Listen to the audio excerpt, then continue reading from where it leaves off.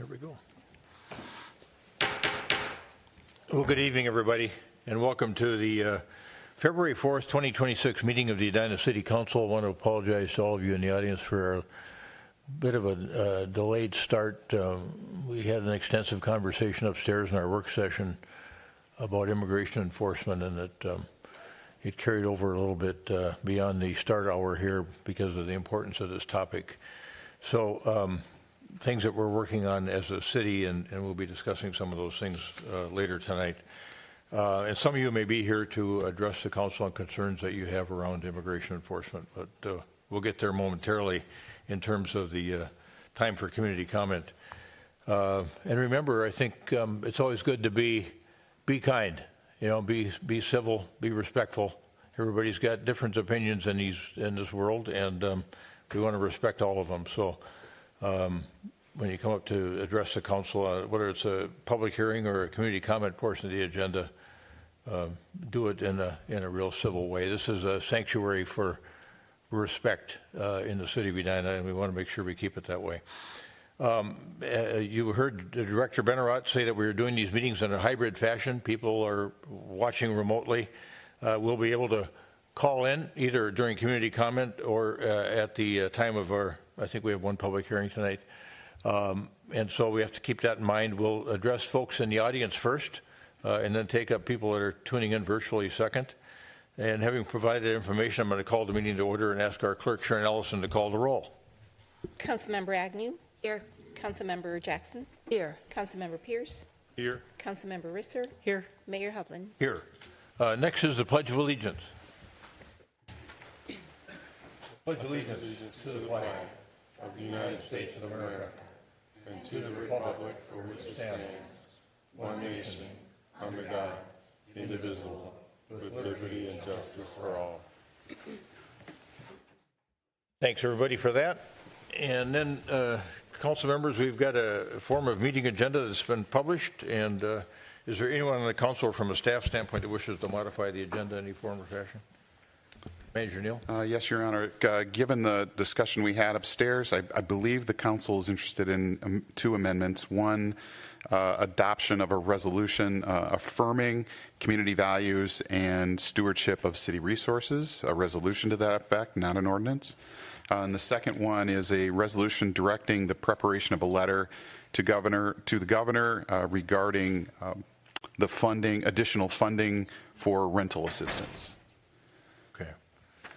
And is there any particular place in the agenda you want to add those in? The end of the put them at the end of the meeting. end of R&Rs. Put them back in under 11. Right. So that would back be under like mayor and council comments. 9.7 and 9.8, perhaps. To do that too. Good. Yep. Okay.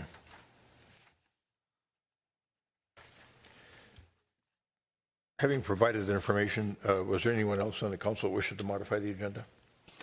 Is there a motion to adopt the agenda in its proposed modified form? So moved. Is there a second? Member Jackson moves, Member Agnew seconds the motion to adopt the agenda in its amended form, adding items 9.7 and 9.8 to the agenda for discussion tonight. Any further discussion? All those in favor of adoption of the amended agenda as stated, say aye. Aye. Aye. Opposed? Carried. We have an agenda to work from. Next is. Let's go back here.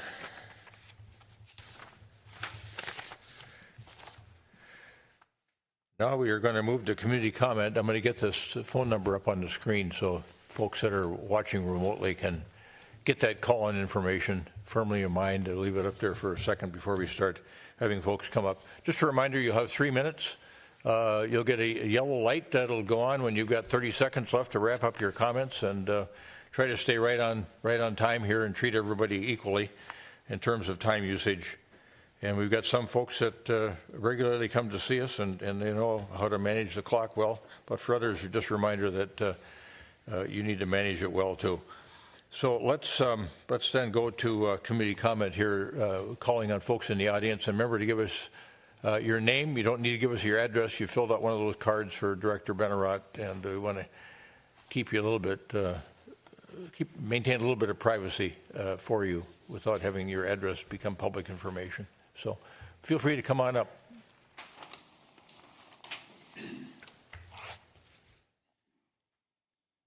I just crossed out the address, so I don't. Mayor, council members, I'm Harry McClanahan. Tonight I have a couple of simple winter safety reminders for you and for my fellow residents, especially seniors like me. Yesterday was Groundhog Day, and Punxsutawney Phil told us to expect 6 more weeks of winter. With the winter we're experiencing, that rodent delivered pretty harsh punishment even for us Minnesotans, and we're never surprised by winter. We expect it. We plan for it.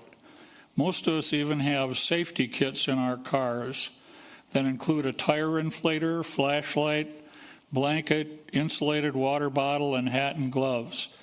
This winter I've added my cell phone and my papers. The phone is an essential safety tool regardless of the weather, but now it has the additional advantage of allowing me to video anything I witness of potential historical or legal significance. We live in an opportunity-rich video environment after all. I'm 83 years old, but I've never experienced a time when in this country I would be asked to produce my papers, but that's changed. So just in case, I keep them aboard too.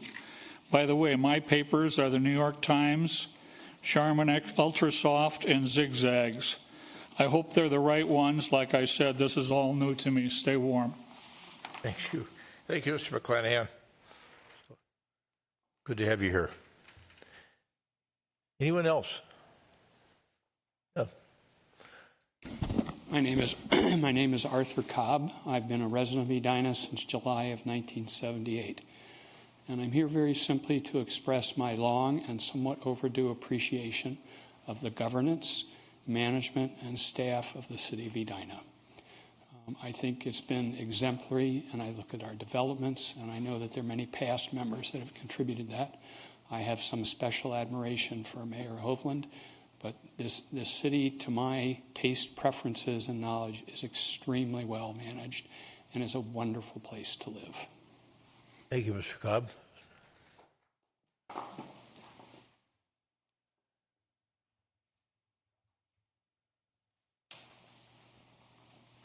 Good evening. Hi, Taylor Brushwine. I live in the Chown Park neighborhood. First, I just want to say thank you for your work on gun control and also for your ongoing work for keeping our neighbors safe during this time of increased presence of ICE in the city. So thank you genuinely for all of that. I'm here to talk about a different safety issue that's not as pressing and it's not as important because how could it be? But I think it's important nonetheless. And that's safety for all of our users on our local streets. And unlike the other two items, this is one that we might not have full control of those other two, but we have full control of this one on our city streets. And I think, Mayor Hovland, I think I remember you talking about a TAB meeting where this was brought up, but vulnerable users, so anyone outside of a car, is becoming more and more disproportionately affected by traffic violence. And that's proving true in our city as well. So you've either already seen or you'll shortly see a report from our city staff that crashes, the percentage of crashes involving vulnerable users on our streets has more than doubled in the last 3 years compared to the previous 3-year period. So it's a scary fact, a scary data point, especially when you think about who those vulnerable users are on our streets. It's people walking around our neighborhoods. It's kids, it's seniors, it's people walking their dogs, it's families. And it's scary, but it's not surprising. And it's not surprising because we haven't funded projects to properly protect those people on our streets to this point.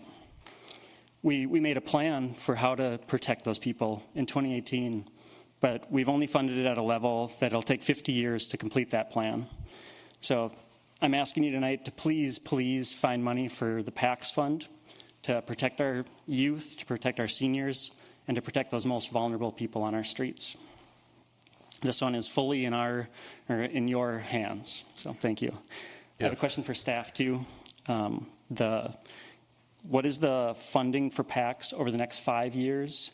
And does that raise with inflation, or is it effectively being cut and staying at the same dollar amount year on year? All right, good. Thanks, Mr. Brushwine. Thanks for being here. Anyone else? Hello, my name is Brooke Bartholomew. I've been a resident of Edina for a few years. I've served on one of the city's commissions for the last 2 years, and I have been, since the beginning of Operation Metro Surge, I've been out in the streets trying to help protect my neighbors, doing patrols, rapid response, dispatch, mutual aid, all the rest of it. I listened to y'all's discussion earlier in the work session. I am happy that y'all are thinking deeply about this issue. I am a little concerned that y'all appeared to be more worried about appearances rather than real action, and maybe protecting yourselves from targeting more than actually protecting the residents here who are being targeted every single day. We are the ones who are out there trying to protect each other, and it is a really difficult thing to do. We are looking for more action, and yes, we are looking for visible resistance. So I would like y'all to consider, please do consider banning ICE from staging on city property and putting up signage. I did listen to y'all's discussion on the matter. I know the police were worried about being put in the middle. Residents who are out there protecting their neighbors are being put in the middle every day, and we only have whistles. I do applaud you all for considering writing the letter to the governor about rental assistance. I would also really, really strongly encourage you all to consider adding back in an eviction moratorium, a call for an eviction moratorium from the governor. There are a lot of residents who are rightfully afraid to go to work. They've been targeted at their workplaces and are having difficulties making rent and paying their mortgages. They're being currently held afloat by neighbors and our neighbors' generosity, giving them food, giving them money for their rent and their mortgages. And I believe that y'all have said many times, when Edina speaks, the rest of the state listens. I think this is a great time for Edina to speak very loudly to the state and call on them to enact an eviction moratorium. Thank you. Thank you, Mr. Bartholomew.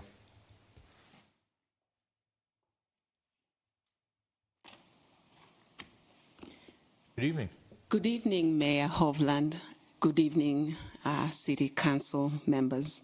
My name is Janet Kitui. I am a resident of Edina for the last 10 plus years.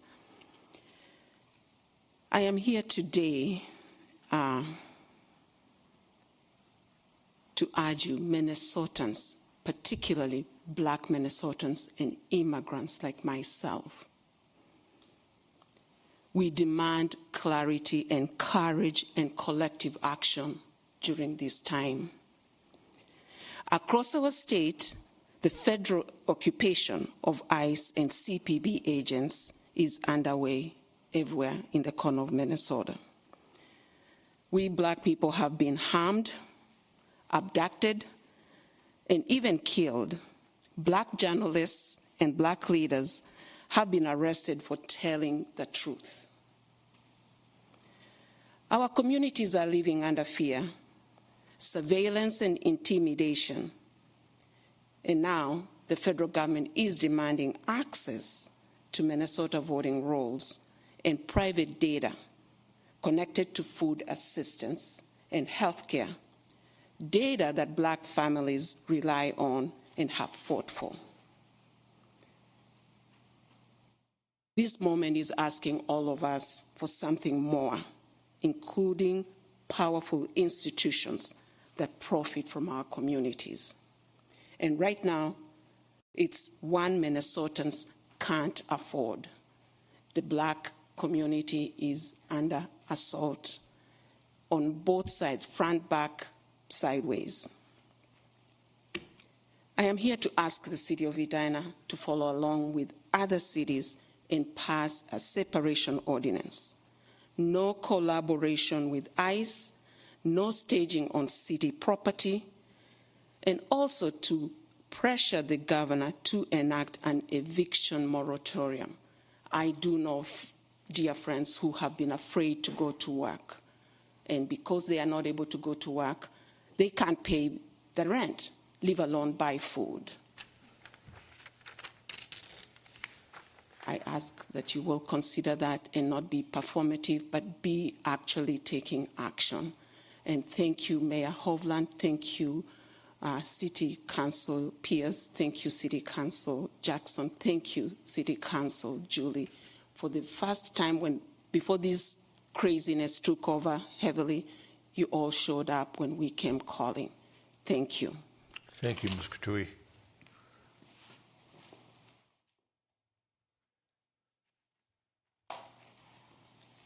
Good evening. Hello. My name is Anna Leamy, Director of Government Relations and Advocacy for the Minnesota Gun Owners Caucus. Mayor and members of the Edina City Council, I want the public to be crystal clear about what is actually happening in regards to gun control ordinances, because it's not what the public thinks is happening. This ordinance package does not meaningfully change public safety. If you think it's banning assault weapons, it's not. If you think it's banning public buildings and spaces, it's not. If you think it's banning high-capacity magazines, it's not. The city simply does not have the authority to do what they're doing. Under Minnesota law, firearms regulation is preempted. Miss, I'm sorry I got distracted by our city manager on this, but this is an item that's on the agenda this evening. You can't speak to an item that's on the agenda this evening in public comment, and it's not a public hearing. A public hearing was held some time ago. So I've got to ask you to cease your comments and ask you to, just sit down. You're welcome to stay the rest of the meeting, but based on our rules and our policies, because something's on the agenda this evening, you can't speak to it in public comment. All right, thank you. Right, thank you. Thanks.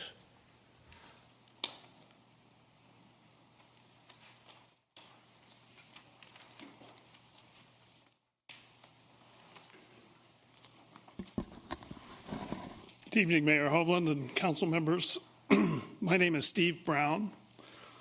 I recently sent you an email asking you to pass a resolution requesting the governor to enact a statewide eviction moratorium and to provide emergency rental assistance to ensure long-term housing stability for those Minnesota residents who are, due to the horrendous implementation by ICE, they're sheltering in place. I won't repeat my rationale provided in the email. Tonight, I want to share my experience in the last 24 hours. Yesterday,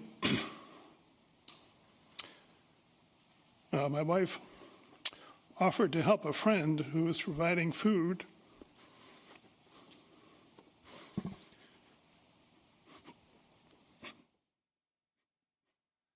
Take your time, Mr. Brown. Sorry. Providing food to people who are sheltering in place, who, to be more blunt, are hiding. Tomorrow morning, we will travel to a northern St. Paul suburb to deliver groceries to 6 households.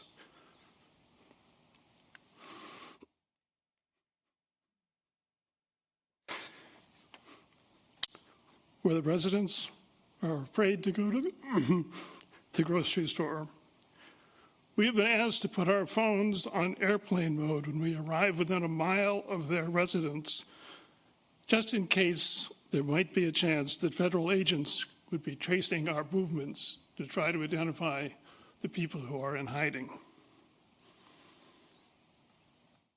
I cannot believe we're living in a moment like this. My wife and I are not alone. There are many other people all over Minnesota who are doing the same thing to help their neighbors. This is a statewide issue. These people who are too afraid to go out to the grocery store are clearly not going to work. They're not earning the money needed to pay rent. They need an eviction moratorium and emergency rental assistance to ensure they do not lose their last safe place, their home. Please join other Minnesota cities and pass the requested resolution. Be sure to include both the eviction moratorium and emergency rental assistance, as one without the other just creates a lot of problems for people. Thank you very much. Thank you, Mr. Brown.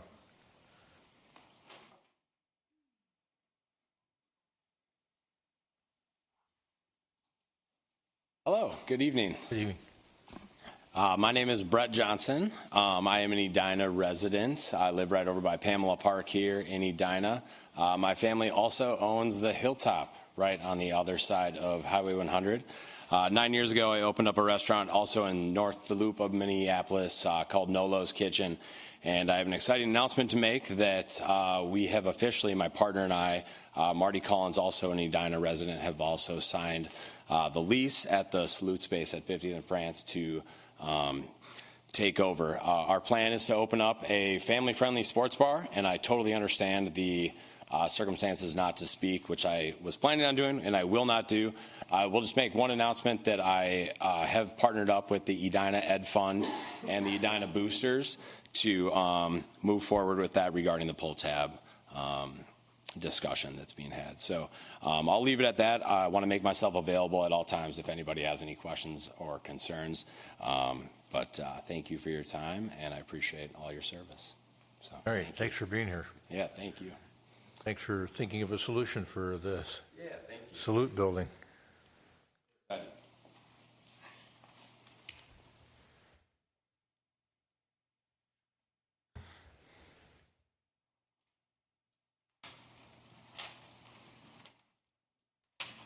Good evening. Hi, David Frankel. I'd just like to get a couple bridge updates. The pedestrian bridge over Crosstown and Roslyn Park Bridge. If you look better together, Edina, it states first paragraph that bridge was supposed to have been completed last year. The most recent update from September said basically looking at the finances on that. Is there any update when work is going to be completed on or started on that bridge, which is being delayed by the artwork that MnDOT has not approved? Can I make a suggestion? If the artwork is not approved by late spring, the city moves ahead and replaces that bridge without the artwork. It's been years in discussion to replace that bridge. And personally, I can't wait to use it on my bicycle instead of biking on freeway on and off ramps on Valley View. Second thing is the pedestrian bridge over the railroad tracks, the ADA issue over there. The city was given an agreement from the U.S. Department of Justice that, among other things, but last October, there was supposed to be the execution of several issues dealing with handicap parking. There's been no updates on what the situation is with that. And also this agreement is supposed to be responded to within 6 months of execution, and I'm not sure what date that is. It's not stated on the agreement from the U.S. Department of Justice, but the city received the agreement last September. So doing some rough math, that agreement's due back to the U.S. Department of Justice in March. And I'm wondering what the status is of all these things, because the bridge is supposed to be remediated by the end of next year. And so that's a pretty tight deadline, depending on what the USDOJ agrees to the city's remediation. I'd like to see some update on this. The city's been awfully quiet on that bridge. There should be something on the city website saying what the status is on both of these, and it should be up to date. No, fair points. Thank you. Thank you.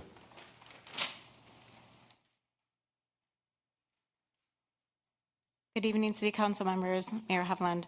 My name is Kathy Rendelman. I am a resident of Edina.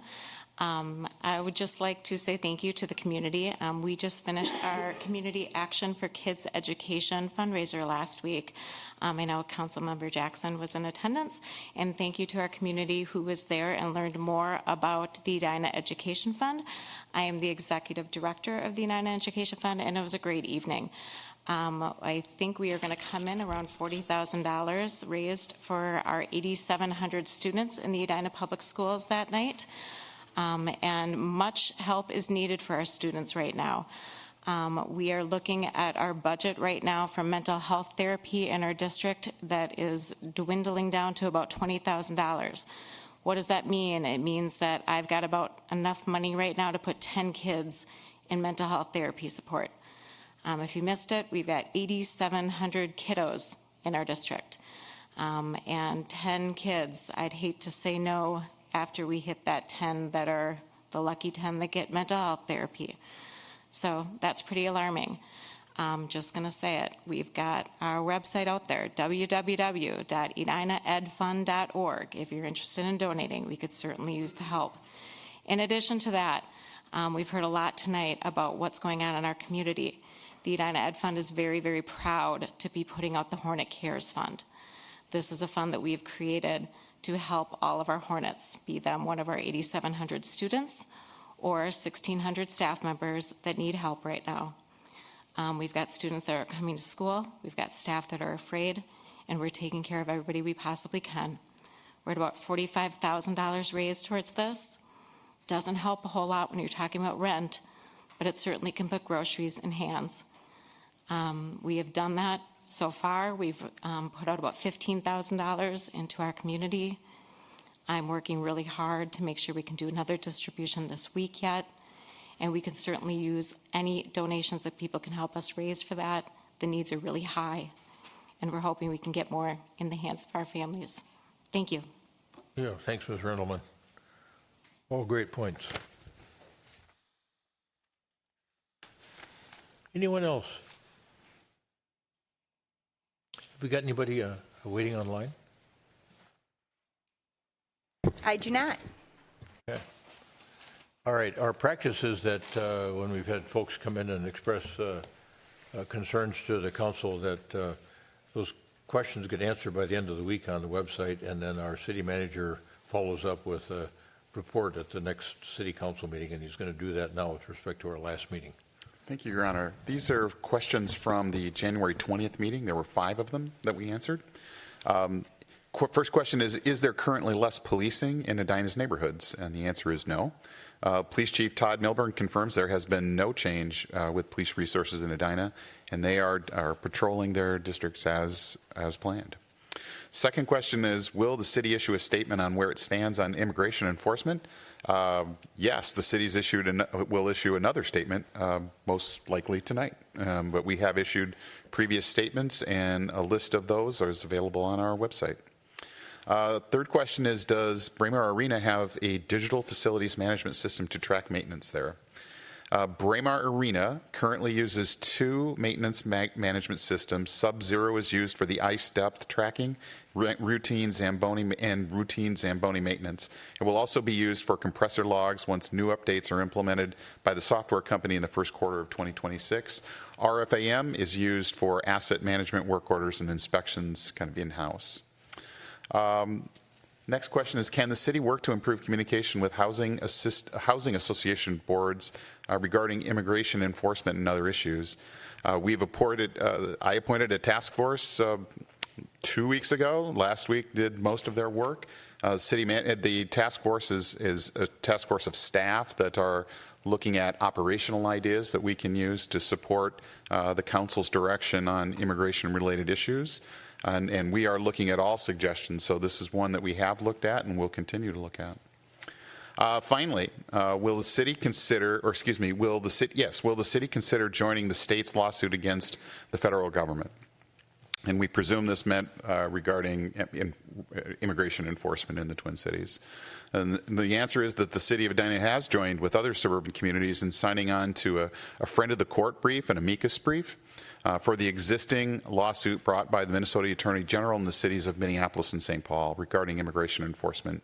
The brief specifically asked the court to issue a temporary injunction against aggressive ICE activity that is closing schools and businesses and reducing access to courts and public services due to fear and apprehension caused by ICE tactics.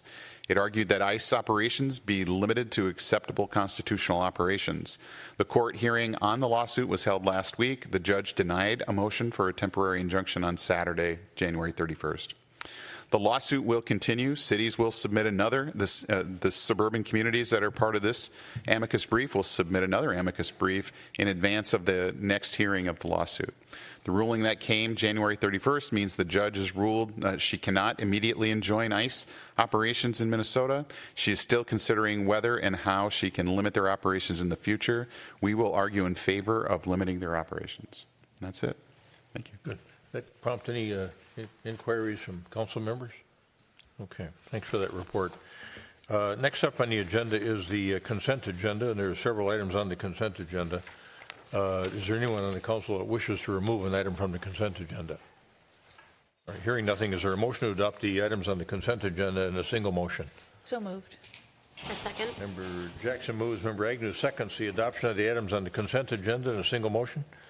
Any further discussion? All those in favor of adoption of the items on the consent agenda in a single motion say aye. Aye. Aye. Opposed? Carried. Those items are adopted. And next we are going to I'll call it a really special recognition.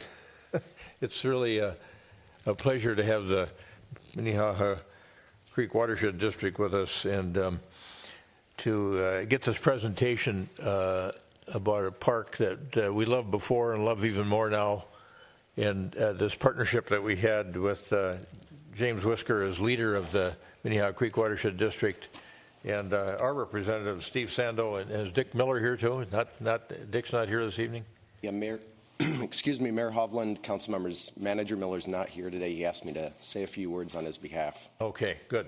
Well, it's great to have you here. We look forward to the presentation, and it's become a park that everybody just loves more than ever, I'd say. And you guys held an instrumental role in making it all happen. Well said. I think beloved before and loved after. So thank you, Mayor Hovland, council members, and Edina City staff. We're really grateful for the opportunity to be with everybody this evening, especially given the length of your agenda and the seriousness of it. I'm James Whisker. I'm the administrator for the Minnehaha Creek Watershed District, and I'm here tonight on behalf of our board, our Edina board members that Mayor Hovland just acknowledged, Steve Sando here, who's joined beside me, neighbor of Arden Park and big champion for the project before he joined our board, and everyone at the Watershed, to express our deep gratitude to the City of Edina for our partnership to reimagine this as a vibrant public space, and also to congratulate you all as it was recognized as statewide Project of the Year by Minnesota Watersheds. And so we wanted to bring the award to you so you could take a look at it. Your staff was in the audience at the conference, and we were able to get a photo op with them and bring them up. But I wanted to say a few brief words, even though I'm not known for brevity, on behalf of Manager Miller, who is unable to join us this evening, and then invite Steve to share his perspective, and if it pleases the council, maybe get a photo with all of you as well. I want to start by saying the recognition here is extremely well-deserved, and it reflects much more than just a single project, but a consistent commitment by this city council, your staff team, and the community to thoughtful planning, public service, and excellence. I think one of your residents mentioned that earlier, and I share those sentiments. Arden Park's a powerful example of what's possible when a city approaches water not as a constraint or a limitation, but as a community asset. At its core, the project addressed a failing Lowhead Dam and a degraded section of Minnehaha Creek. However, rather than narrowly focusing on replacing aging infrastructure or improving park assets, Edina really stepped back and asked a broader question. How can we solve these water problems in a way that strengthens the park, improves the creek, and enhances how people experience this place?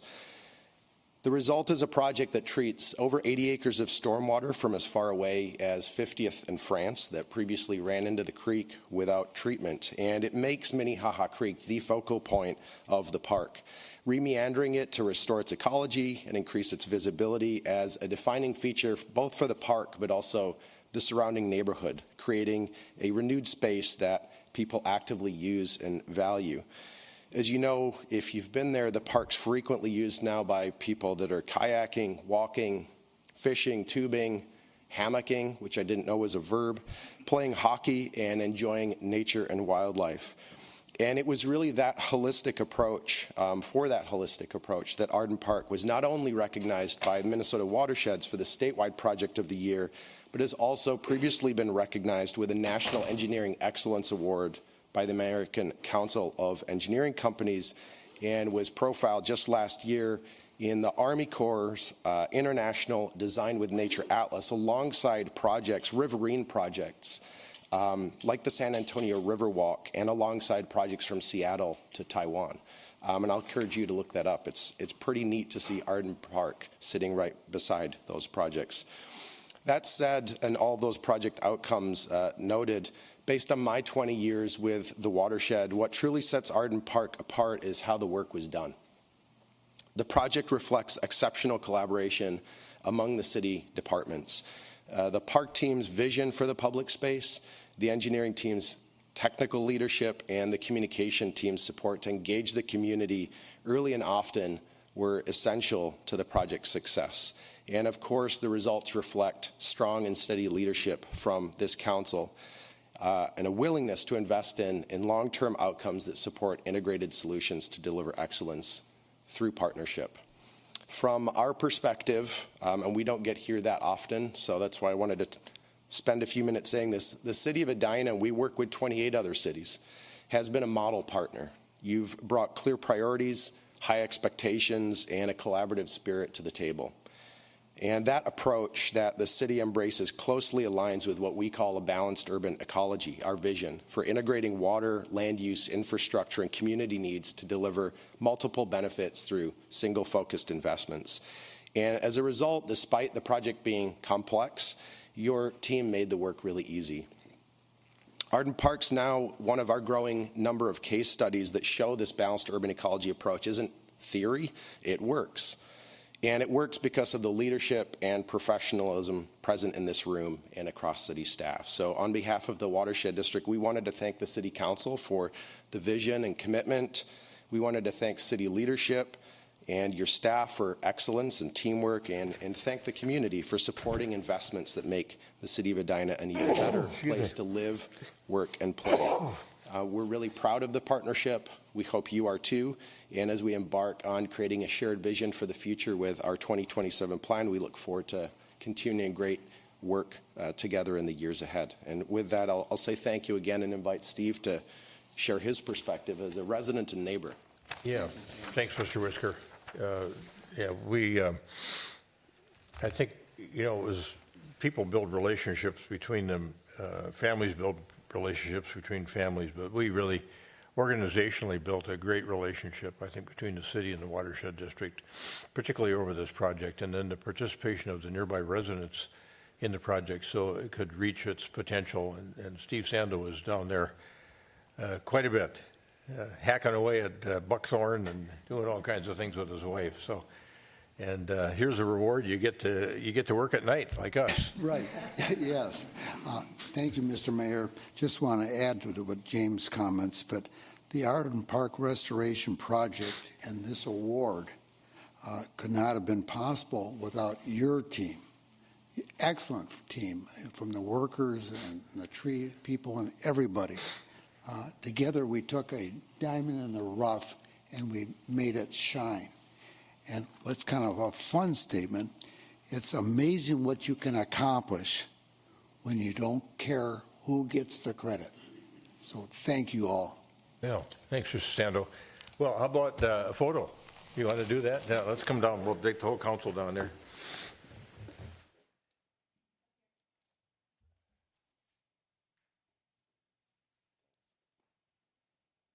You might want to come down too there.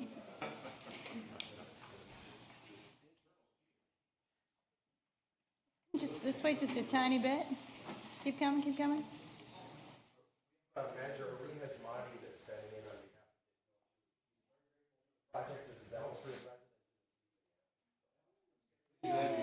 All right, everybody angle in towards the pretty plaque. Keep coming, keep coming. I've got this monitor I'm trying to keep out.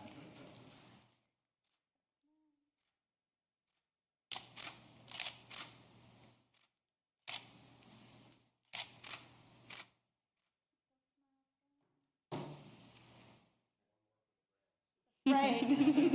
You know what's going on. Awesome. Oh, we got it. Thank you.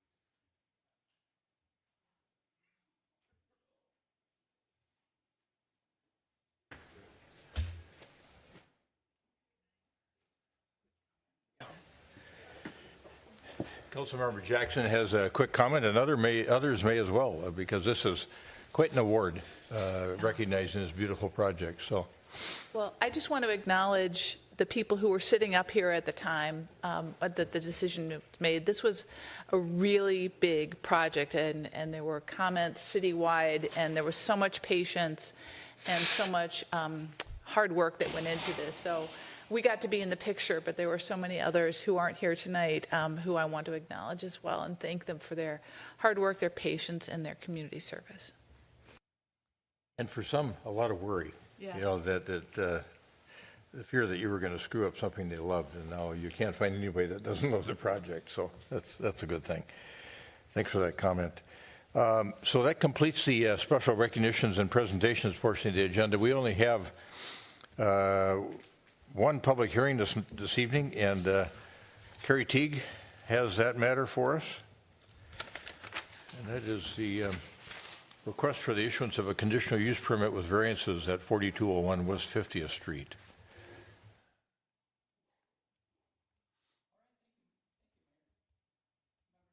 Council. This property is located at the intersection of 50th Street and Indianola. It's just west of 50th and France. The proposal is for a conditional use permit and a parking stall variance for a daycare and church to move into the existing church building that's located on the site. There is no changes proposed to the exterior of the building or the parking lot. The church here was built in 1955. The daycare, there was a daycare that was started in the 1990s. The church closed in 2023 and has been vacant ever since.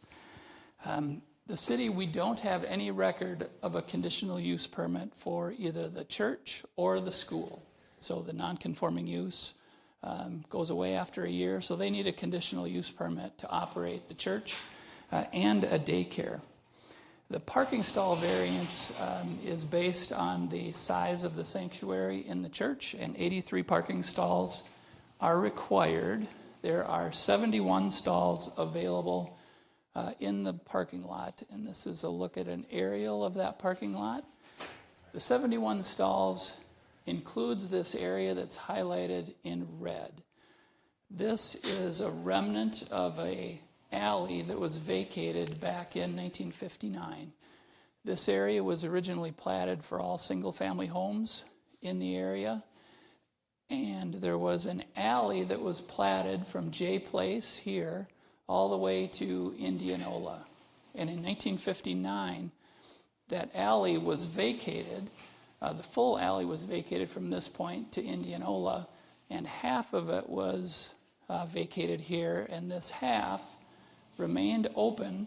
And one of the conditions was that the church was to construct some type of a path for its own use, as well as for the homes that are located here.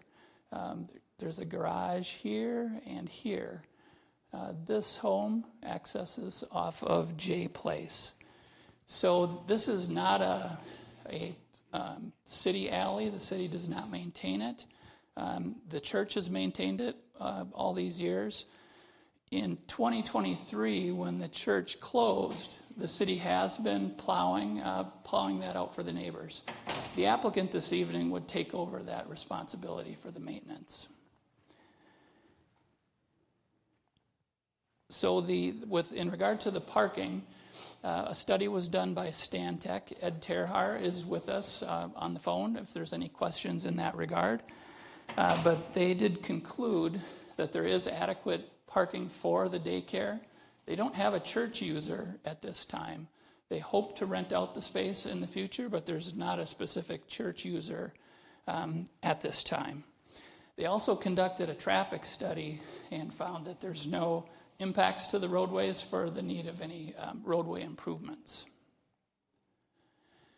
Here's another look at that alley.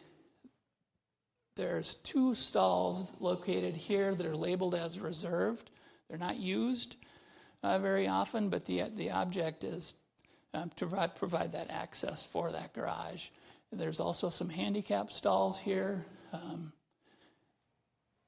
that are in the way of that garage to the north. But again, there's an agreement with all these property owners and the church to keep that clear so they can maintain that access. In regards to parking for the church, there haven't been any issues since the 1950s when the church was in operation, as far as staff is aware of, no complaints. We do have a couple of churches in town that don't have any parking provided. The St. Stephen's Church, just down the block, there's 0 parking. That seems to work out okay, as well as the Morningside Church has no parking lot. So one of the conditions that the consultant is suggesting is that once they establish a church user, that they come up with some kind of a parking plan in the event that that lot gets full, whether it's parking elsewhere. They would have to come up with that plan and submit that to the city once that's established. Planning Commission was okay with that condition. In terms of circulation for the daycare drop-off, it would all take place within the parking area, so there wouldn't be any loading, unloading of students on Indianola or 50th. That can all be accommodated within the existing parking. So with that, staff and the Planning Commission are recommending approval of the conditional use permit and the variances. We find that the conditional use permit criteria is all met. The Planning Commission did add one condition that the city's Traffic Safety Committee review the potential for a crosswalk across 50th Street at Arden Avenue. So that would take place should the project be approved. The recommendation this evening is for the city to adopt the ordinance that's in front of you, or the resolution. This item was delayed at the last city council meeting as we were doing some adjustments to the agenda. So we would ask that you take action this evening. With that, I can stop there and answer any questions, and the applicant is here for a presentation as well.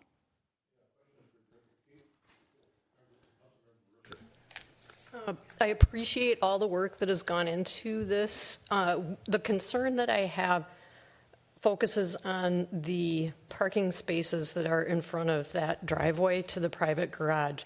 And I have requested some images be shown. I would like to start with the one that shows the state statute and Edina ordinance. The JPEG one that says state statute. The third one down. I know it's hard.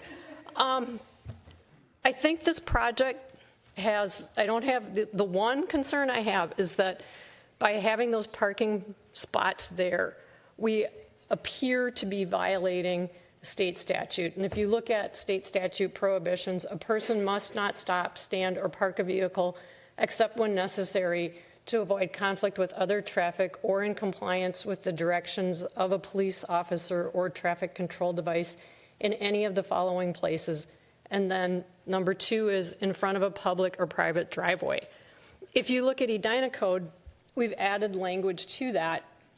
And so it's no longer just in front of a private driveway, but it is within 5 feet of the intersection of any public or private driveway or alley with any street or highway.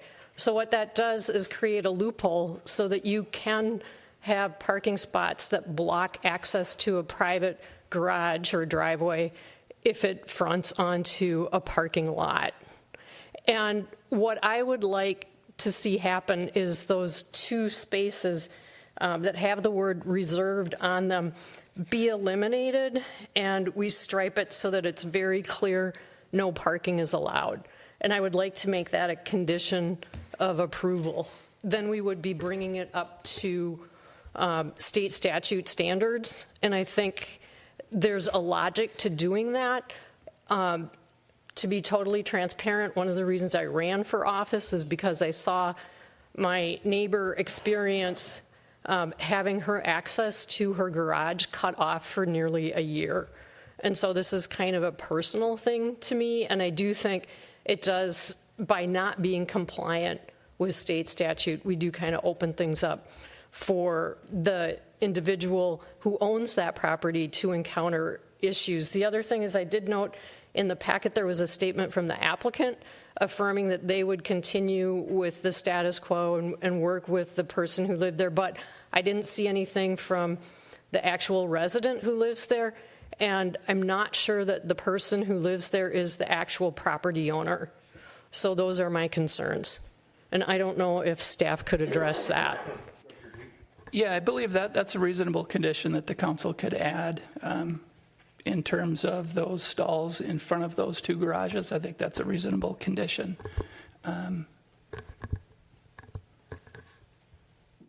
Thank you. That would make me very happy. And there was another question there. Could you remind me? I didn't know if the actual property owner had been contacted. I believe it's not. I think it's a different locale. It is a rental, yes. And we have been in contact with the property owners, and the main concern there is that they would just like to see that continue to be maintained by the church so they continue their access. Yes, thank you. So looking at what's there now, if there's no parking in front of that garage, where would the handicap parking places be? They would have to move them closer to the entrance of the building. They need to be as close to the entrance as possible. Okay, so that will be guaranteed that'll be sufficient legal handicap legally parking. they do have to have handicap parking, so they would have to make those adjustments. We don't need to have a condition or anything to make that happen. You could add that as part of the condition, sure. Yeah, I'd like to make sure that the parking lot's compliant. Yep. Thank you. Other questions for staff at this point in time? Yeah, Councilmember Agnew. Thank you. We did get some concerns about traffic kind of coming out. Can you kind of motion over here again of like where will be the flow of traffic and where would parents be expecting to park? And just kind of walk me through what does 7:30 to 8 a.m. look like on those weekdays?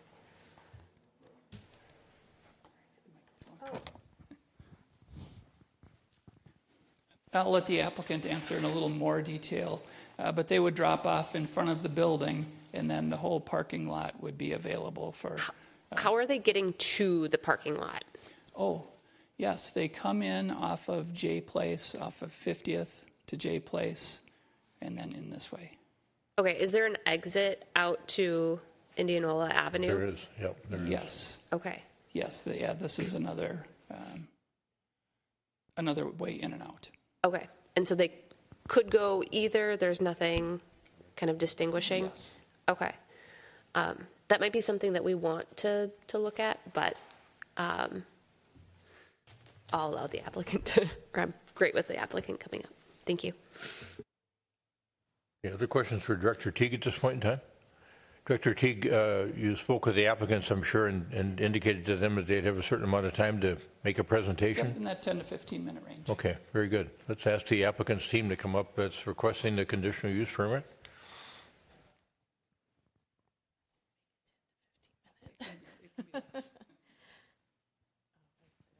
Well, you don't need that handheld if you're not going to stand in the middle. I did not make a 10 to 15 minute presentation. I thought it was a smaller one. So I will introduce myself and be here to answer questions. Very good. Good evening, Mayor and council members. My name is Dawn Uribe. I'm the owner and CEO of Mis Amigos Spanish Immersion Preschool, and I've been an Edina resident for the past 16 years. My boys both went to school here and have all the way from Highlands to Southview to high school. Edina is my home to my family, and this project is especially meaningful to me. I've always wanted to have a school in Edina. Mis Amigos was founded in 2001 and is one of the country's first Spanish immersion preschools. We serve children from birth to age 5 during the most formative years of their lives. Every day, our teachers help children feel safe, loved, and confident, while they naturally acquire a second language and an appreciation for cultures beyond their own. Families trust us on what matters most to them, and we take that responsibility very seriously. Our request this evening is to approve the conditional use permit that allows us to continue a long-standing community-focused use of this property. The site has always been a place of service through worship, education, and care for others, and our proposal honors that history by preserving the building, continuing Sunday worship, and thoughtfully adapting the interior to meet state child care standards. Throughout this process, our goal has been simple: to be a good neighbor and a positive presence in the community. At every Mis Amigos location, we work intentionally to respect surrounding neighborhoods, communicate openly, and build long-term relationships. That same care and accountability will guide us here. I believe that this project adds value to Edina by supporting families, respecting the character of the property, and continuing a legacy of service to the community. And I'm deeply grateful for your consideration and would be honored to bring Mis Amigos to Edina. All right, thanks, Mr. Uribe. Anyone else on your team that you want to have speak? You don't have to have them come up now because I think some council members may have questions for you. Yeah, I have a couple people here if I can't answer that. Okay, all right. Council Member Agnew. Wonderful. Thank you. Thank you for the quick introduction.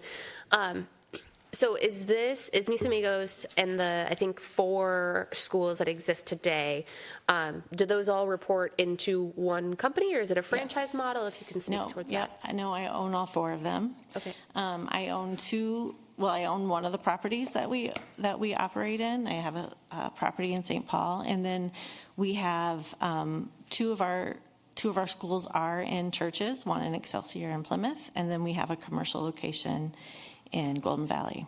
Wonderful. And you said birth to 5 years old. How many classrooms do you think you'll be able to fit within the church? The number of classrooms, Greg probably knows the exact number. We do hope to get to serve about 150 kids.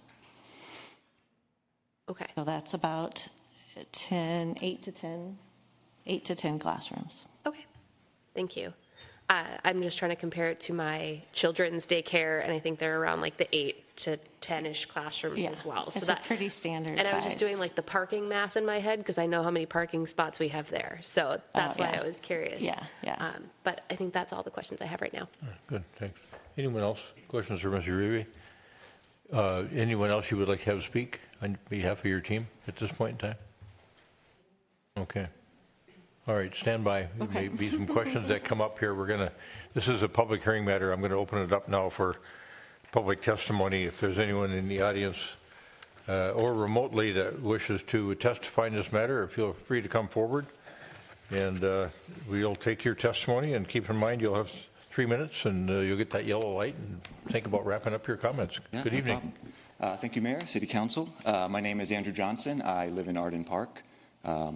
I can attest it is a beautiful park, well deserving of the award. I walk my corgi through there almost every day, so love it. But that's not what I'm here to talk about. I'm here to talk against the conditional use permit. I don't necessarily oppose a daycare operating in that church or a church operating. I'm not even really concerned about the parking as much. My concern is the increased traffic that it's going to bring, particularly to J Place. Under the proposed plan, the traffic would, I actually thought it would enter along Indianola because it is a one-way alley right now, but it seems like the traffic flow kind of got changed a little bit. But be that as it may, either way, that is not a sustainable traffic flow in and out of that parking lot, especially with the number of students that they're anticipating putting in that building. I think that it's going to create frustrations not only for the adjacent residents. I think it's going to cause a lot of frustrations with parents dropping their children off and picking them up. And I think it's going to cause a lot of problems with, or a lot of frustrations with the staff there too. J Place is a narrow, functionally one-way alley that cannot handle this increased traffic. During rush hour, vehicles are going to be queuing along J Place, trying to enter or exit. And anyone who lives or drives through that corridor along 50th Street knows that making a turn, especially a cross-traffic turn onto 50th Street during rush hour, is virtually impossible. Even the residents of Arden Park know better. We drive down to Halifax and turn at the light. It's not hard to imagine that there's going to be long lines of cars, queues, forming along J Place. And in fact, it kind of already happens now with just the small amount of residents that use J Place to access their driveway. I am one of those residents. My driveway connects directly to J Place. It's the only point of access that I have to my garage, and it's only about 1 car length away from the stop sign along J Place and 50th.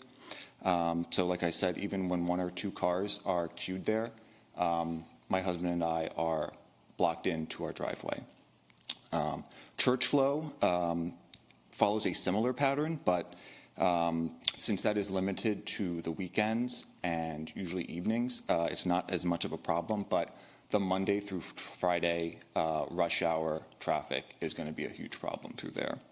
So if approved, it's going to have major access issues to myself and to our driveway. And as a neighbor who's going to be directly impacted by this approval, I would be open to revisiting in the future if there's a more substantial traffic impact study completed. But as it stands now, it needs to be denied. There's just no way that the traffic flow is going to work through that space, even with the additional parking. So, thank you. Thank you, Mr. Johnson.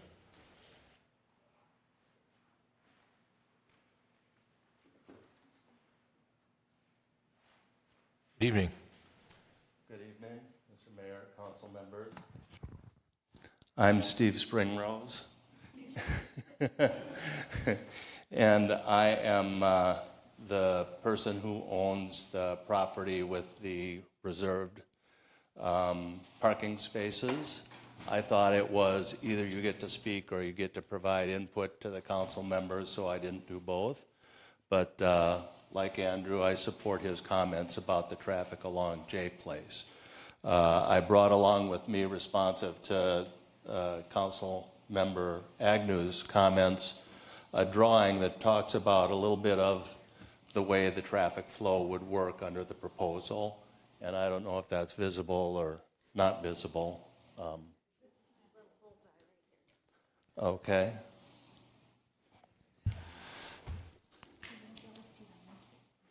Okay. So the subject property is, get a pen, here, and 50th Street is here. And the plan is to have half of the traffic come in through J Place and half of the traffic come in through the corridor off Indianola back here on the south side. If you just factor in the students and staff, there would be 73 student vehicles coming in the morning, parking, bringing their children to drop off, and then departing. This is the evening plan because there could also be departures then of staff vehicles. So 73 vehicles would come in and 86 would come out. I got a receipt of an email from Stantec, the traffic organization that evaluated the traffic. I received it yesterday, and their numbers are a little bit higher than this because they're factoring in also that there will be visitors and other things that are going on with the site. But J Place itself is very narrow. It's 16 feet wide as a driving surface with curb on each side of it, but 16 feet of driving surface in the summertime. But when I left today, it's 14 and a half feet wide because of the snowbanks that are there. And so, frankly, with the 845 vehicles per day that are being projected by Stantec, divided by 2, because half of them will come in through Indianola, it still leaves 425 vehicles a day that are going in and out two-way along J Place. And I think that that's going to be quite a load. I can give you an example at rush hour at 5:30. When I leave, there's usually either stop traffic or a rolling backup of traffic on 50th Street. And it takes you about 5 minutes to leave from the stop sign at J Place, turning left, onto 50th. You've got to find a good-hearted driver who's going to stop, let you slide in, and then find an opening looking around the car that's in front of you. And if someone hasn't filled it from Maple Place, you can then slide into the traffic. So it's a consideration for the low level of traffic. There are 6 driveways. I need to have you wrap up your comments. I see that you're out of time here. I see. Okay. I would like to address also the parking and the corridor. And I'm sorry that I've gone over, but my main concern is Do you have something on traffic Do you situation. have something on parking? Oh, I guess we're going to probably make a decision tonight, but do you have something you wanted to submit from a written standpoint for the record? There was a description that was given by Carrie tonight that seemed contrary to my understanding of what that alley is. I think it's a city-owned property that is an alley. And for 65 years, people have been parking on that alley because it's been mutually beneficial. And we agree with that. However, I understand that there's interest in the property next door, and they may want to revert that property to alley status. Okay. And I think that would be an obligation of the city. There's also a corridor that the neighbors use on the south side of the subject site for exit, because the exit needs to be in such a way that the neighbors can go in and out, and the city has had that in place since the late 1950s as well. Okay. Yeah, sorry to get you to wrap up, but let you drift over there. Thank you. Yeah, well, Thanks for that. I'm not used to this, but yeah, no. Thanks for the additional information. Anyone else?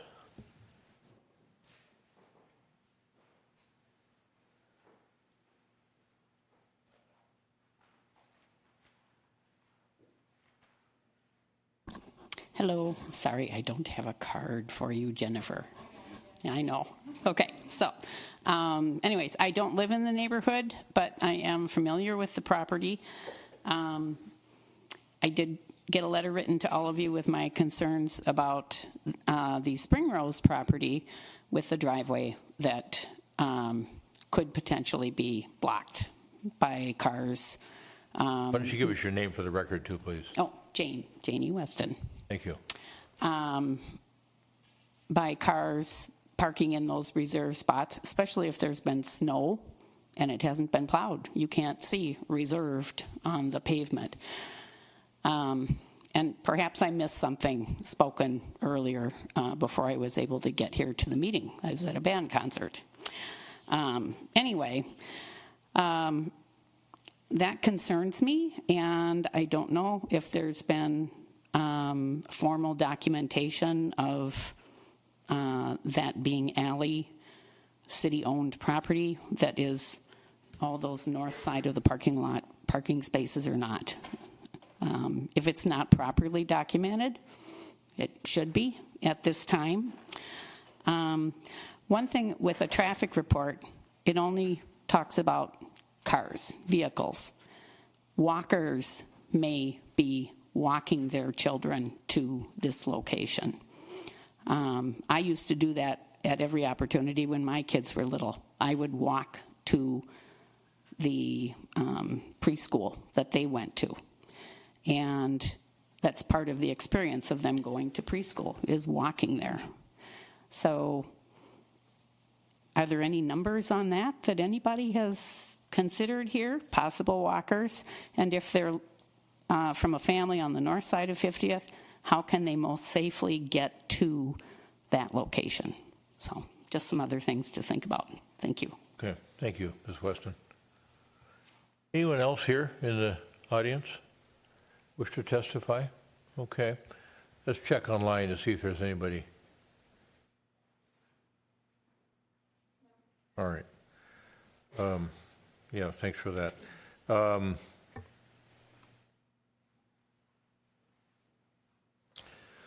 We've got Mr. Terhar on the line.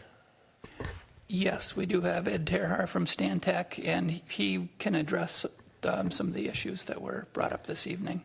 Okay, yeah, please. I think it would be important with the concerns that have been raised by a few of the residents about traffic on J Place and access in and out of Indianola. It might be good to understand that a little bit better.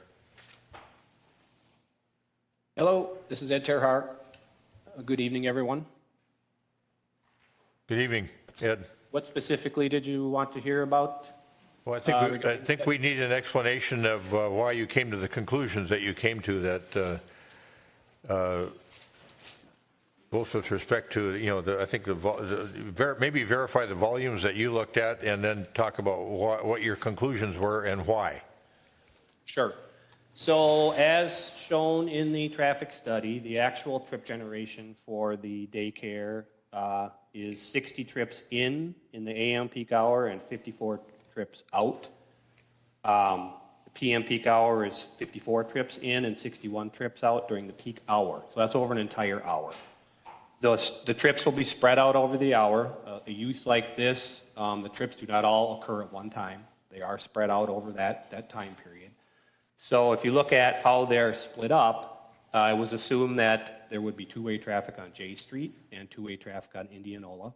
Depending on which way the parents are coming to the site, it was assumed half of them would use J Place and half of them would use Indianola. So that equates to 30 trips coming in on J Place and 30 trips on Indianola in the morning, and 27 exiting J Place and 27 exiting on Indianola. So that's over in an hour.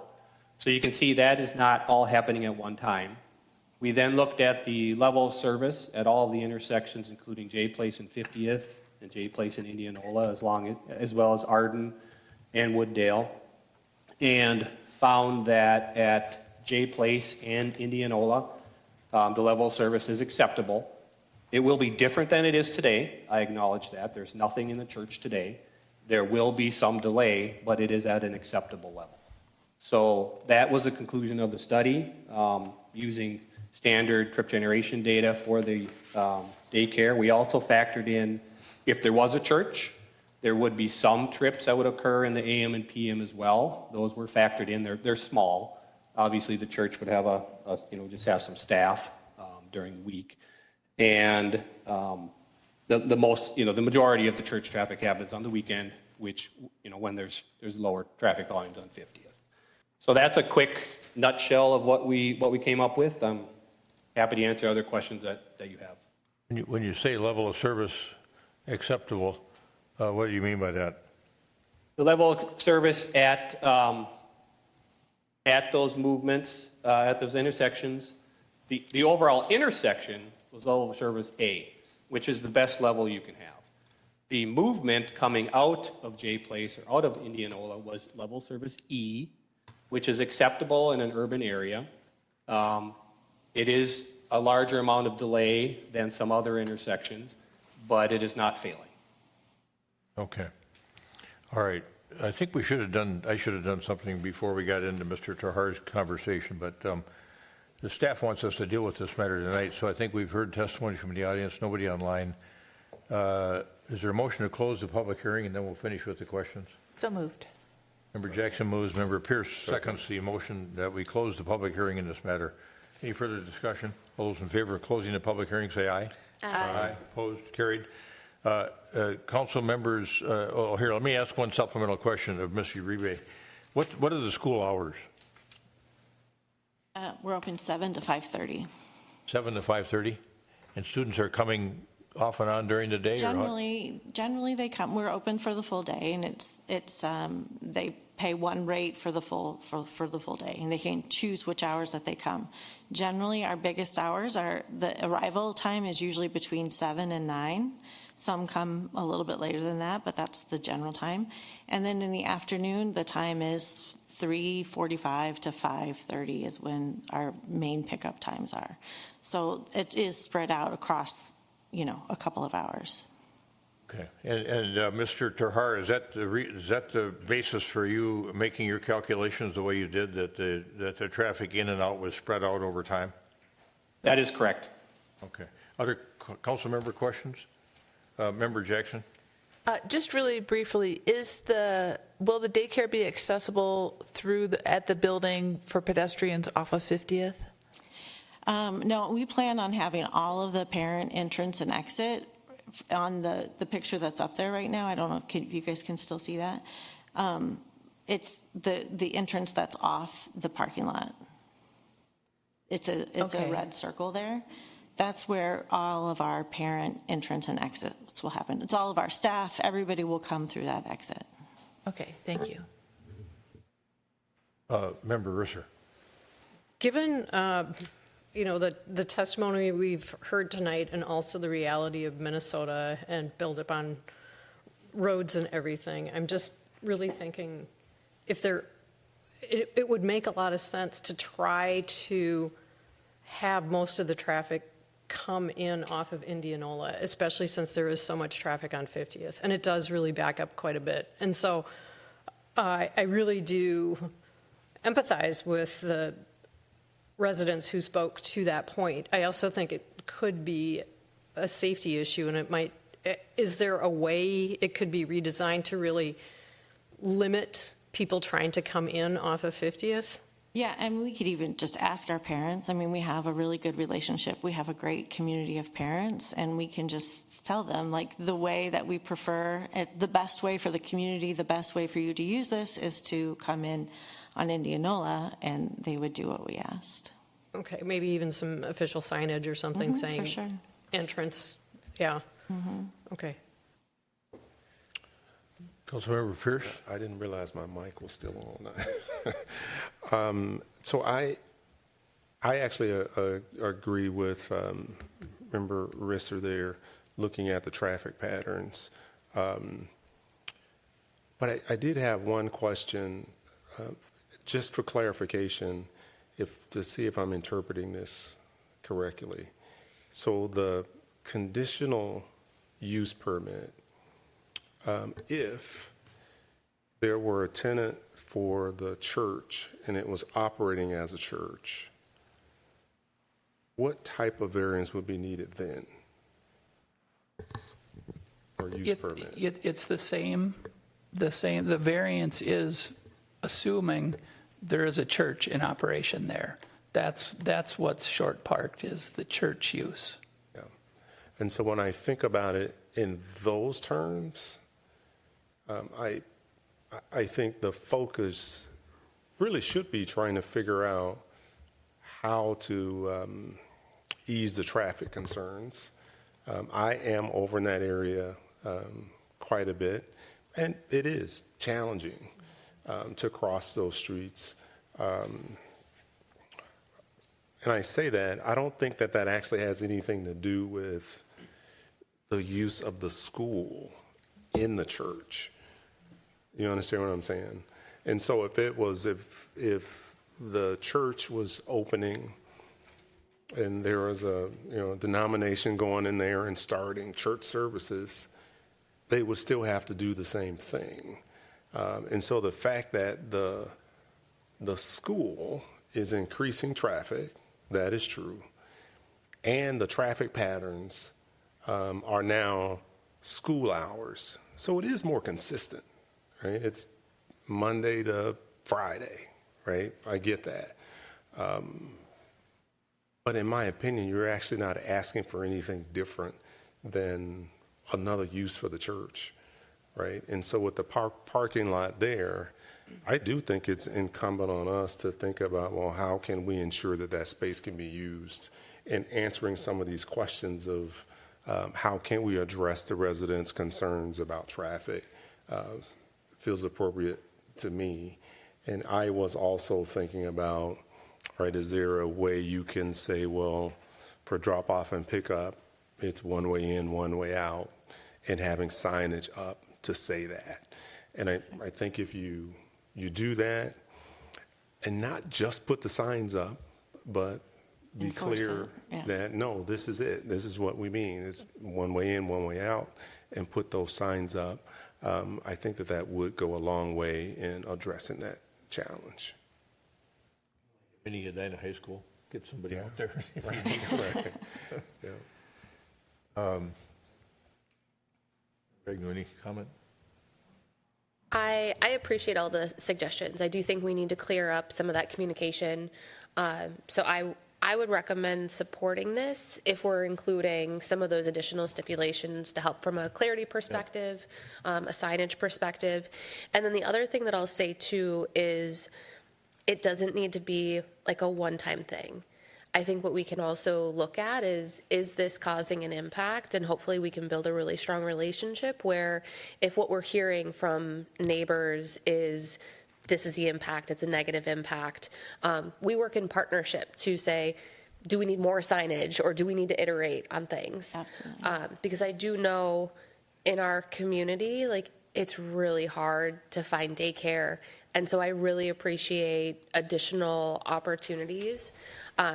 Maybe my fellow council members haven't had children quite as recently as I have, but we were on the wait list for Casa de Corrosion at like the 51st and France location. We got on the wait list when I was 12 weeks pregnant, and we got a spot when my daughter was 2.5 years old.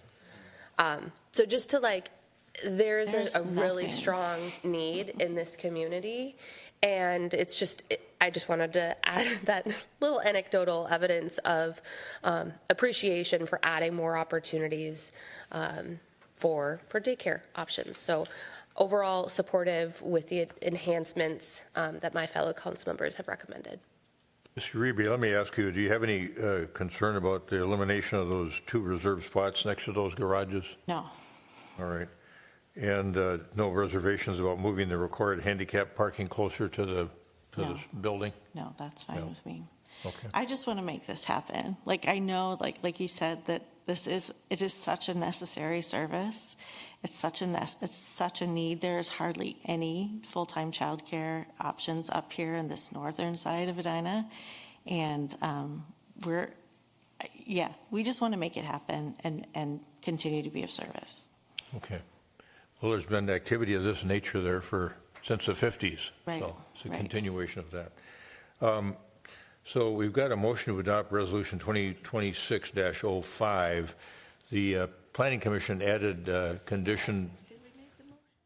Well, I was going to say we need a motion, but when we do a motion, I would suggest that whoever makes the motion, thanks for that clarification, whoever makes the motion should be thinking about in Section 3 of 2026-05, in addition to the fourth condition that the Planning Commission imposed that the city's Traffic Safety Committee review the potential for a crosswalk across 50th Street at Arden Avenue, based upon the concerns we've had from council members and acquiescence to those concerns by the applicant, that we add conditions 5 and 6. 5 would be that the 2 reserved spots next to the garages be eliminated for parking purposes. And then number 6 would be that we move the required handicap parking spots closer to the church building itself to be in compliance with state and federal law. Okay, is there someone who cares to make that motion? So moved. A second. Got a motion and a second to adopt Resolution 2026-05 with those additional 2 conditions imposed. Any further discussion? All those in favor of adoption of Resolution 2026-05 with the 6 conditions imposed on it, say aye. Aye. Aye. Opposed? Carried. Thank you, everybody. Well, good luck over there. It'd be nice to see some life over there, and I know that these neighbors have legitimate concerns. I mean, those of us that live here know how narrow Jay Place is. And for sure, and I commit to working with the neighbors to figure out a solution for that, and we will be good neighbors. I suspect you'll hear plenty from the parents that are paying tuition too about about it. And so, yeah, you got 2 good neighbors there in Steve and Andrew. Yes. So, thank you. Take their advice to heart. Okay. I will. Thank you. Yeah, thanks everybody for being here. All right. That completes the public hearing portion of the agenda this evening. We're going to move on to reports and recommendations. We've got a resolution accepting donations, Resolution 2026-06. Is there someone who cares to make that motion for adoption? So moved. Second. Member Jackson moves. Member Pierce seconds the adoption of Resolution 2026-06, which accepts donations on behalf of the City of Edina, made to the City of Edina. Any further discussion? All those in favor of adoption of Resolution 2026-06 say aye. Aye. Opposed? Carried. Resolution 2026-06 is adopted. There's some great gifting going on here at the, I imagine it was at the end of the year. Kowalski's generous gift to the Edina Arts Center. Edina Park and Rec Department got a wonderful gift from the Daughters of the American Revolution for $3,200 for a bench at Arneson Acres. The Edina Police Department got a number of really substantial gifts. And all those donors' names will be posted on the city website. And thank you to all you donors, whether you're here or listening online. We really appreciate your support of the city of Edina. So that completes 2026-06, item 9.1 on the agenda. We're going to move to item 9.2, which is a sketch plan review process that we do with potential development opportunities. And Carrie Teague, our Community Development Director, is going to introduce this matter.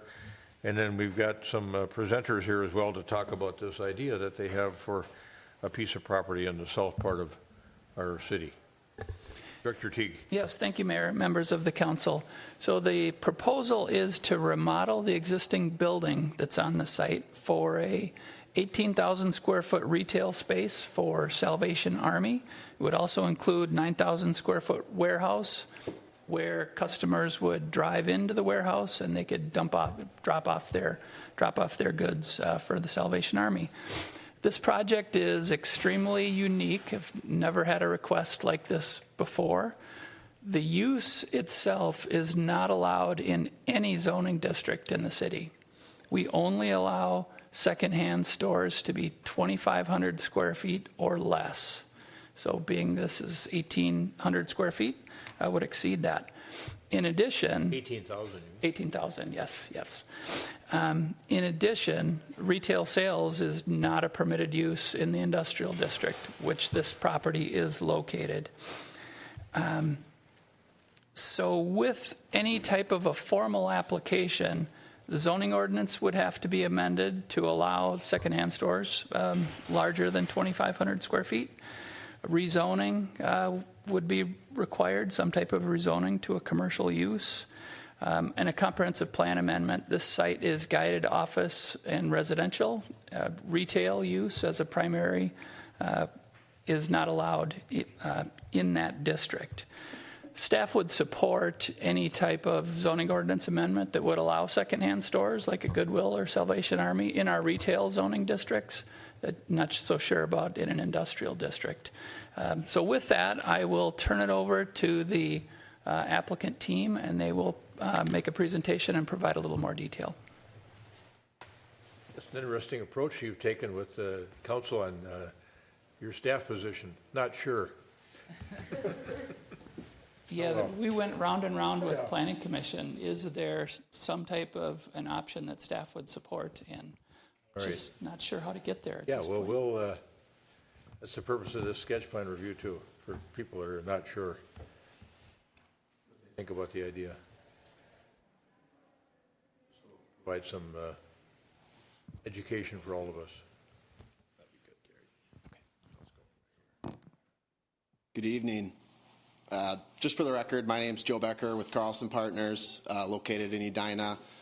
Here tonight with the Salvation Army, and ultimately to just present a proposal for 4200 West 76th Street for a Salvation Army family store. I think our goal overall is to kind of walk through just our intent and the planning logic behind the request. Probably ask a couple clarifying questions of our own, and most importantly, kind of open up the conversation for constructive feedback, and ultimately to address any concerns that you may have. So first, I'll probably rattle through a couple of points, and then I think it'll make sense to invite Tom Camfield from the Salvation Army up to explain a little bit more about the Salvation Army and their mission. So first and foremost, at its core, the request is about how we can take an underutilized and currently vacant industrial property and evolve it to meet present-day community needs. This location is along a transitioning corridor that positions it differently from deeper industrial areas within the city. And rather than demolishing the building or leaving it vacant, this proposal avoids new construction impacts and extends the life of a structure that's already embedded in the neighborhood. It's really adaptive reuse at its core. We're matching a building that is no longer fitting the legacy industrial demand with a use that, again, kind of serves today's realities. Beyond the zoning, this is a community serving use, not conventional retail. While the zoning code would classify the use as secondhand retail, the family store model is fundamentally different from traditional commercial retail. This location is donation-based and removes goods from the landfill, and 100% of the proceeds go to a nonprofit mission. Aside from that, when you look at the demographics in kind of the surrounding area, pointed out on that aerial pulled up, it contains a lot of, from a demographic perspective, higher concentrations of residents who are experiencing economic hardship and transportation hardship.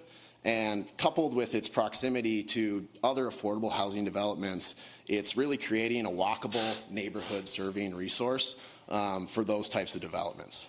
And then finally, from just an economic perspective, the project is, again, activating a vacant building.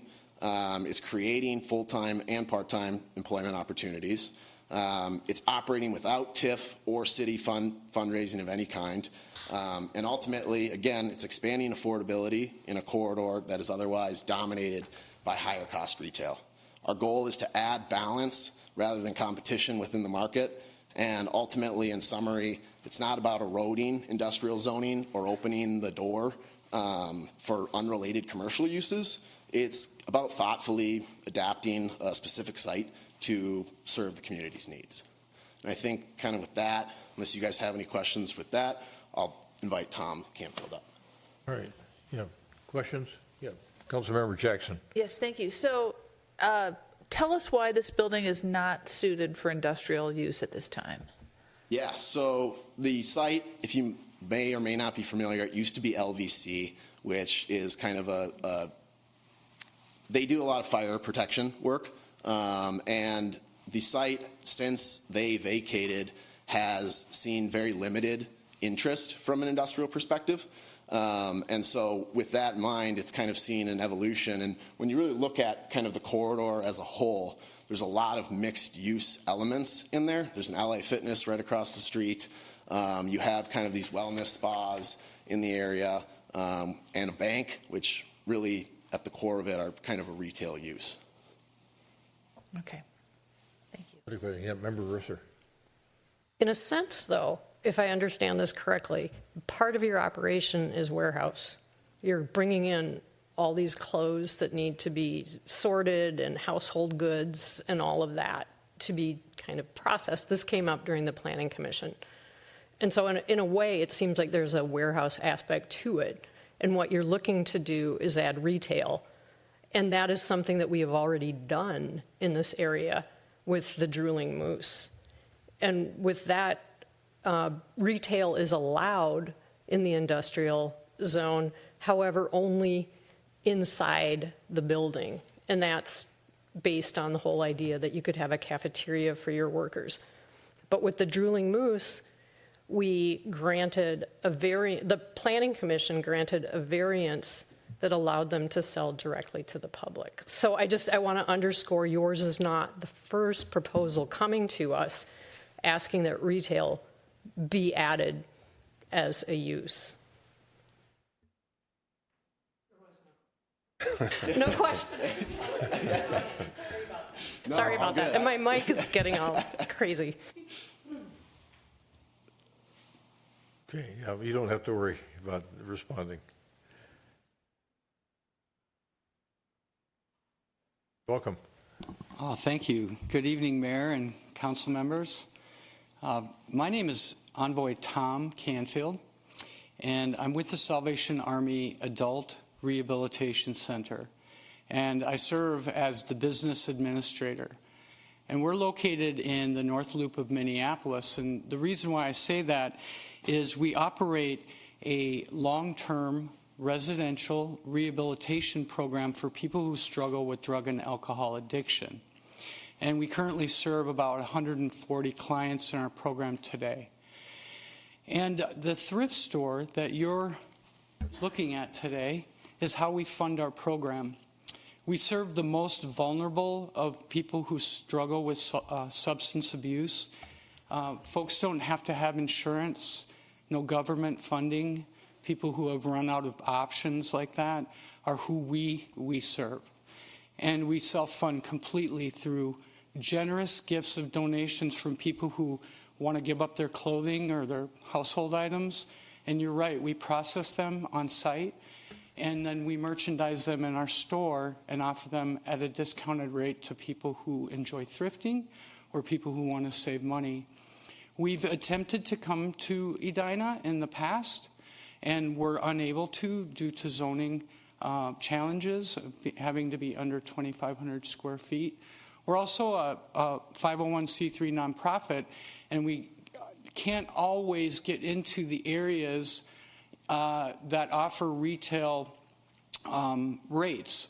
Or many times we look at properties in this area and they're built into the leases. There's language that says they won't allow thrift, and that's what makes this location so perfect for us. It has a large warehouse area where we can create an easy drive-through that's safe and heated and well lit for people to come and drop off their items, and we can take them. And it has ample room for show floor. And we create a sustainability project around all of our stores where we would have an impact of saving upwards of between 500,000 and 1 million pounds of items that normally would be sent to a landfill. And so I would like to open up if you have any questions for me about the Salvation Army and what we attempt to do. Yeah, thanks, Mr. Canfield. I think we do have some questions. Councilmember Pierce. Thanks, Mr. Mayor. Not sure who this question is for, but the first question is, are you purchasing the building? Are you the owner or a tenant? Just trying to understand the business construct. We are a tenant. We are not the owner of the building. Okay. Okay. And then I had a question for Director Teague. When I look at this building, it seems to fit the purpose almost perfectly. Like it's like going over to the Salvation Army, and Hopkins has the drive up. They have a little warehouse where they sort goods, and they've got a retail store out front, and it's all in one building, kind of similar to this. And then to the point Member Risser made, I do buy chocolates from Drooling Moose. It's not on this street, but same idea. So I'm just curious why the position the staff is of saying no. What's the reason behind that? Yeah, the main issue is this would be a retail use as the primary use of the site. This would be 65% of the building, where the Droolin Moose, the retail portion is about 5% of that total building size. So that's the difference. Is this is a retail with as a primary use of the site. And so is that just from the staff's perspective? I still struggle with what you're suggesting. I understand what you're saying, but is that you're not supportive of varying away from that? Yeah, the reservation that staff would have is, let's say we amended the ordinance to allow secondhand goods sales in the retail or in the industrial district as a primary use. The retail space really operates no different than any other retailer. So might another retail use want to seek out the industrial district because the land is generally less valuable. So over time, you may lose your industrial zone properties to retail uses taking over. Thank you. Member Risser. I have a story and a potential solution that does not involve rezoning or a comprehensive plan amendment. And I have some images that I've asked to be made available. The story, and actually this is 100 years ago, In 1926, the village of Euclid stood up against Ambler Realty Co. And Euclid is in Ohio. The realty company was in Cleveland. And so they went toe to toe. And what they were protesting was that Ambler wanted to put in industrial right next to the residential. And this was at a time where people were really becoming aware of the health concerns that happen when you have industrial right next to residential. So it's the most intense use versus the most least. And so if we could look at the land use Hennepin County JPEG at the bottom, one of the things that I'm really struck by is that, in a sense, we've advanced 100 years. And because of the way our comprehensive plan had layers in it, and there was the office residential, we put office residential over our industrial, thereby creating the precise situation that the Euclidean zoning of long ago sought to eliminate, and that was having residential right next to industrial. And if you look above your parcel, you've got more residential. And I do understand, we really do want to protect our industrial. I think there is a way to look at our zoning for industrial and say for industrial parcels that have future land use that lowers the intensity of the use, which is this area. It's not the Cahill area. Okay, so we're very specifically only focused on this. We will allow those industrial parcels that have lot lines that are shared with residential to allow retail. And so that would not be a lot of parcels. It would not have the dramatic impact that the 4 other possible plans have laid out. And I do agree with staff. Those are very creative plans, but they do carry consequences that we really don't want to have. And so with this version, what we're doing is we're taking a much more boring path, if you will, and a much more established kind of path, and simply looking at the zoning and figuring out how it can respond to increasing demands. Because as I noted before, yours is not the first warehouse concept that would like to also add retail. And after watching the Planning Commission review, I heard that there was a willingness to expand secondhand store size. So we've got, that taken care of. But we just need to try to think a little bit more on a basic level, the way, planning when it started was. And I do agree in one of the documents you say, this is page 3 of 8, and I don't have the whole thing, but item 6, the zoning code is outdated relative to market and policy conditions. The current code was written for a different era of Edina's growth when single-use office and industrial districts were more active and market viable. I'd also like to add that if you look at what is allowed in our commercial zone, you see things that are also allowed in our industrial zone. Okay, so you have banks in both. You have the way it's worded for commercial, and I can't remember, but it was kind of cute. It was like, it wasn't workout or whatever, but it was a physical fitness kind of thing that was couched in old time. It was racquetball and something else. I can't remember, but it made me kind of laugh. But there is this overlap. So, and it was pointed out, I thought, very well by one of the commissioners, Commissioner Alkire on the Planning Commission, how he was talking about in our industrial zone, because we allow office use, it really is a very varied area. And I think your slide showed that really clearly. And now, Director Benarad, I forgot the other things. With the land use for the comprehensive plan, if we could look at that. I don't know if that'll... But what actually that one just shows that it used to be purely residential. Oh, here we go. Okay, we're looking at this, and if we can scoot down to that area,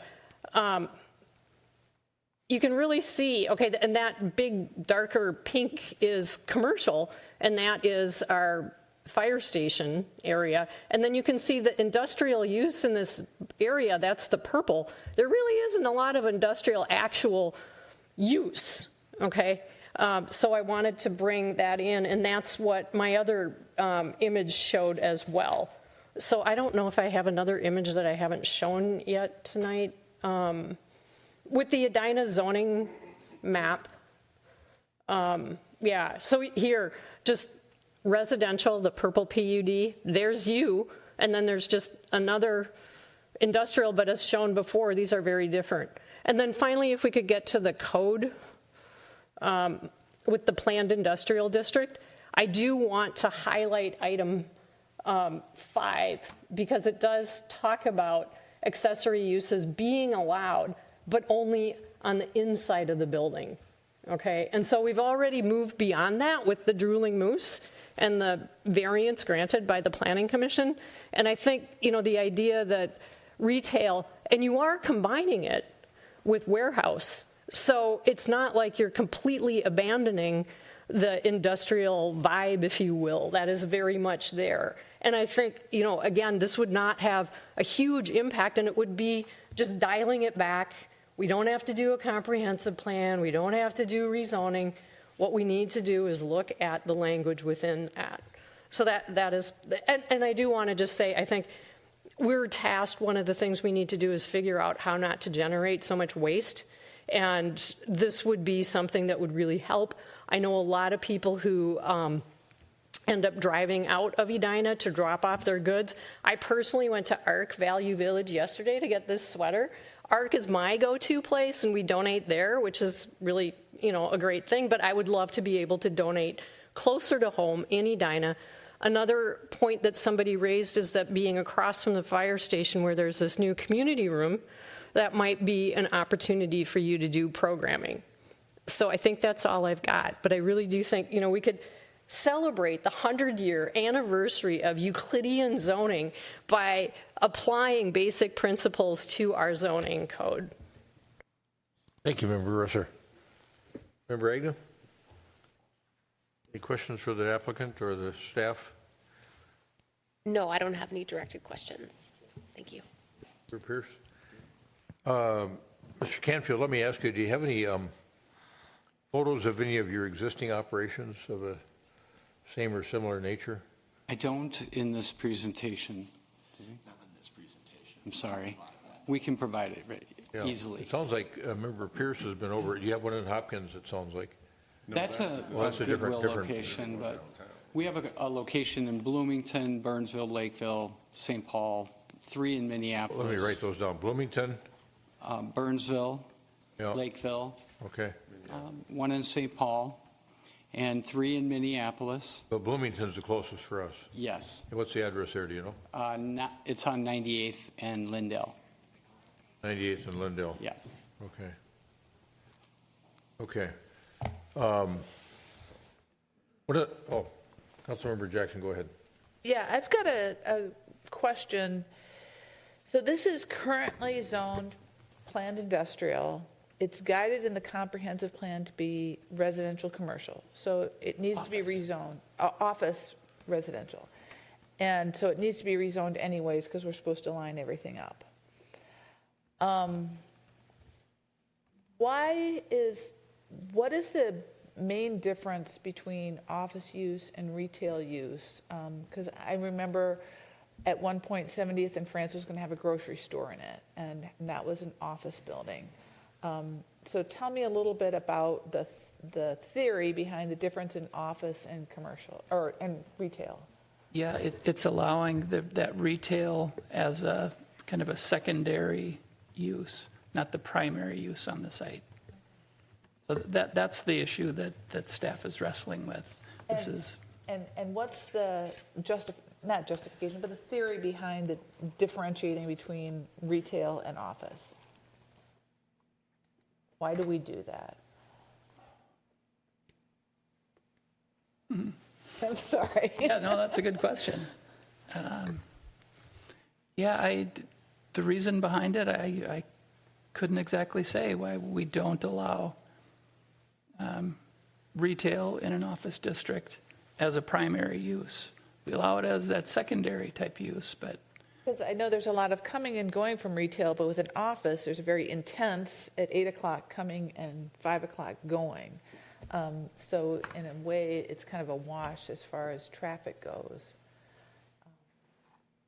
But I mean, it checks a lot of boxes for the community to do this, but the zoning is very complicated. So It is. As we have been talking about this with the Planning Commission, it really, these are the kind of issues that we need to sort out on a big picture, big scale with the comprehensive plan.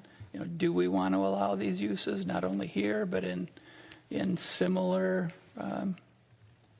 areas in town?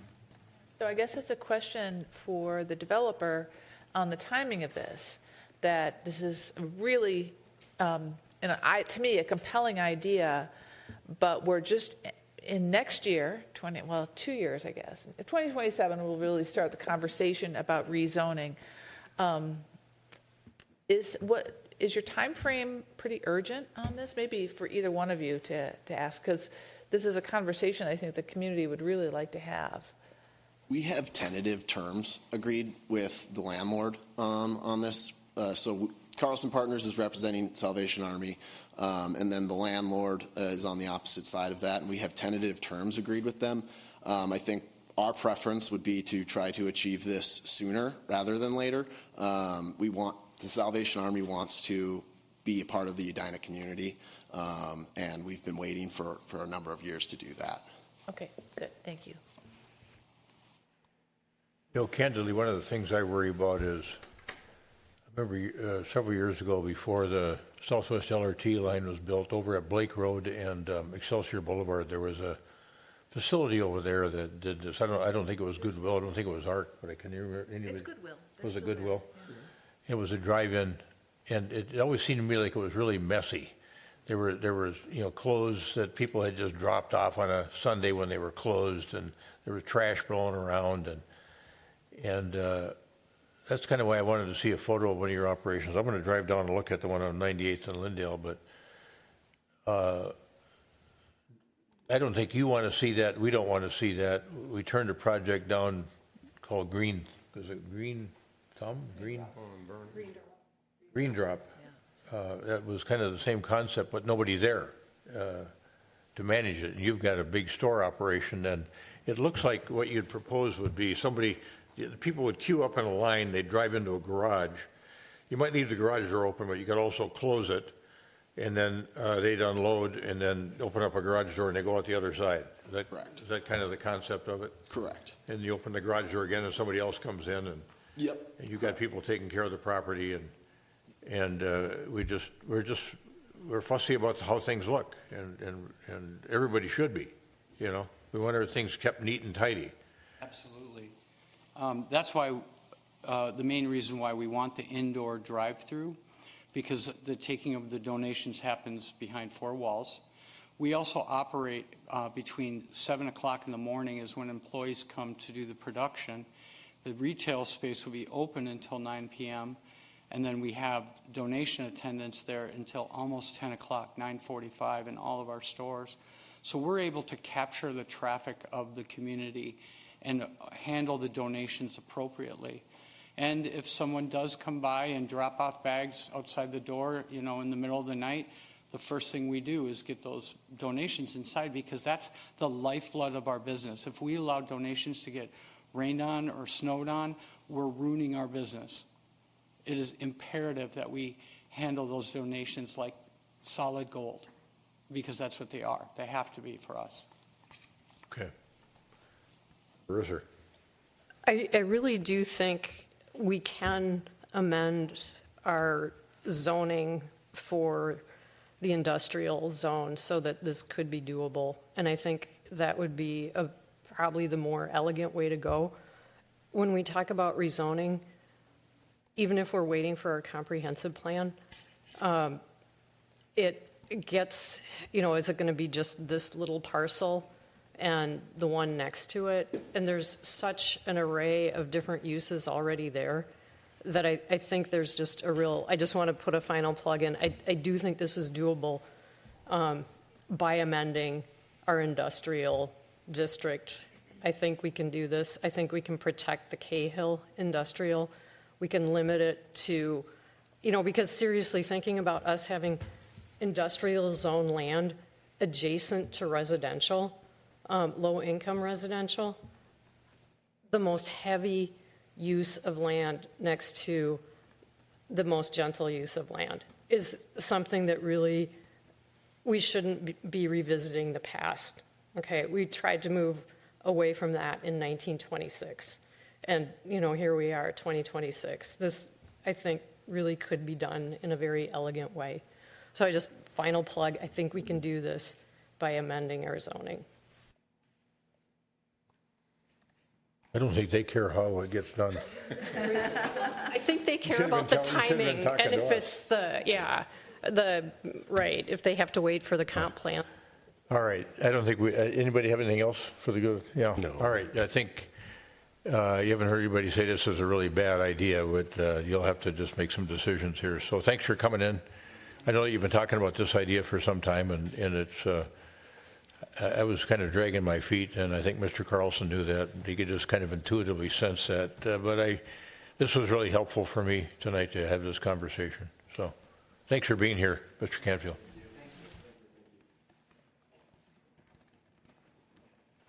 I do think that we have to, just addressing this to Director Teague, I think we do have to kind of figure out how to continue to protect future use of the industrial zone. That's what I heard you say is the biggest challenge. But then how do we figure out the way to not destroy that for future use? And you do that through a comprehensive plan process. But then how would you structure this today, if you will, to allow this use? And so I think it's not just incumbent on the client. Like, we have to really partner with them to figure this one out. Agreed. Okay. Thank you, gentlemen.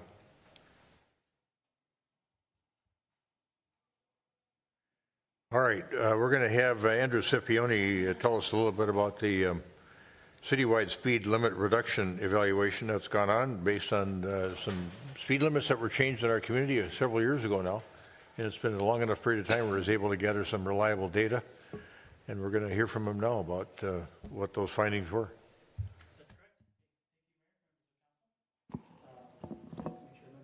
On here. There we go. Thank you, Mayor and members of council. Yes, so I will be providing an update on our citywide speed limit reduction initiative and providing some data on traffics and speeds that we've seen since implementation. So for a little bit of background, as a reminder, the city reduced speed limits on most local streets in 2021. This was done after state legislation was changed that gave cities the authority to make those reductions. This initiative was intended to improve safety and mobility for all modes of transportation and supports goals within our comprehensive plan, Living Streets Plan, Ped and Bike Master Plan, and our Active Routes to School Plan. As part of that implementation, staff committed to evaluating the impact several years after implementation, which is why I'm here tonight. So what I'll be doing is sharing some speed and crash data, some community feedback, and then some results of our literature review. This project was funded by the Pedestrian and Cyclist Safety Fund. Total implementation costs were about $12,000, so slightly above the $10,000 that was estimated. And that money went toward about 245 signs within the city that were either removed, replaced, or added by our public works staff. This engineering and the communications department, shortly after implementation, launched our Drive 25 campaign to raise awareness about the change in speed limits. We used a number of communication channels, including Edition Edina, Agenda Edina. We had advertisements in the Sun Current. We used social media posts, public service announcements, YouTube ads, and we also created promotional car coasters that we've handed out at various community events. On the enforcement side, Edina Police Department issues about 14,000 to 16,000 citations per year. About 52% of those are speed related. Police department uses a radar speed trailer that they kind of rotate throughout the city based on complaints that they receive from residents or complaints, issues that we discuss at the Traffic Safety Committee. EPD also does occasional targeted enforcement in various areas around town. In 2025, the engineering department purchased our own temporary dynamic display speed sign that our traffic safety coordinator uses throughout the city at locations, again, based on where he is getting feedback from residents where there are speed concerns. So that sign rotates to a new location approximately every 2 months. As part of implementation of these reduced speed limits, staff had recommended no additional police enforcement dedicated to enforcing the new speed limits. The rationale behind that was that our traffic data at the time indicated that the majority of drivers on our local streets were traveling at or below the posted speed limit already. In addition, the industry kind of best practice is that physical changes to the roadway are a more effective and sustainable long-term strategy to addressing speeds. So these are the results of our speed analysis. What we did is we collected speed data at 60 locations before implementation and 60 locations after implementation. And we looked at a 3-year window for each. So before implementation is 2018 to 2020. After implementation is 2022 to 2024. The results here are broken down based on roadway classification within our Living Streets plan. So the local streets are generally our lowest traffic streets, and then as you go down the list, they get higher traffic. So local connectors, collectors, and minor arterials.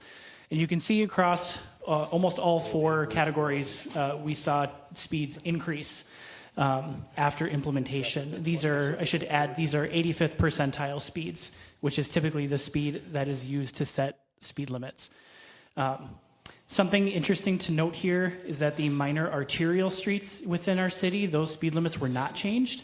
So those were 30 miles per hour before and 30 miles per hour after. And even on those streets, we saw an increase in speed by 2.7% or 2.7 miles per hour, or about 7%. So that kind of provides a control point for us. We also looked at available crash data provided through the Minnesota Department of Public Safety. Again, we broke it down into that 3-year period before implementation and 3 years after implementation. What we saw was that the average annual number of crashes was comparable for those 2 periods. A significant number of fewer crashes were reported in 2020 and 2021, which is comparable to what a lot of other agencies saw as a result of the COVID-19 pandemic. Those rates did return to pre-pandemic levels by 2022.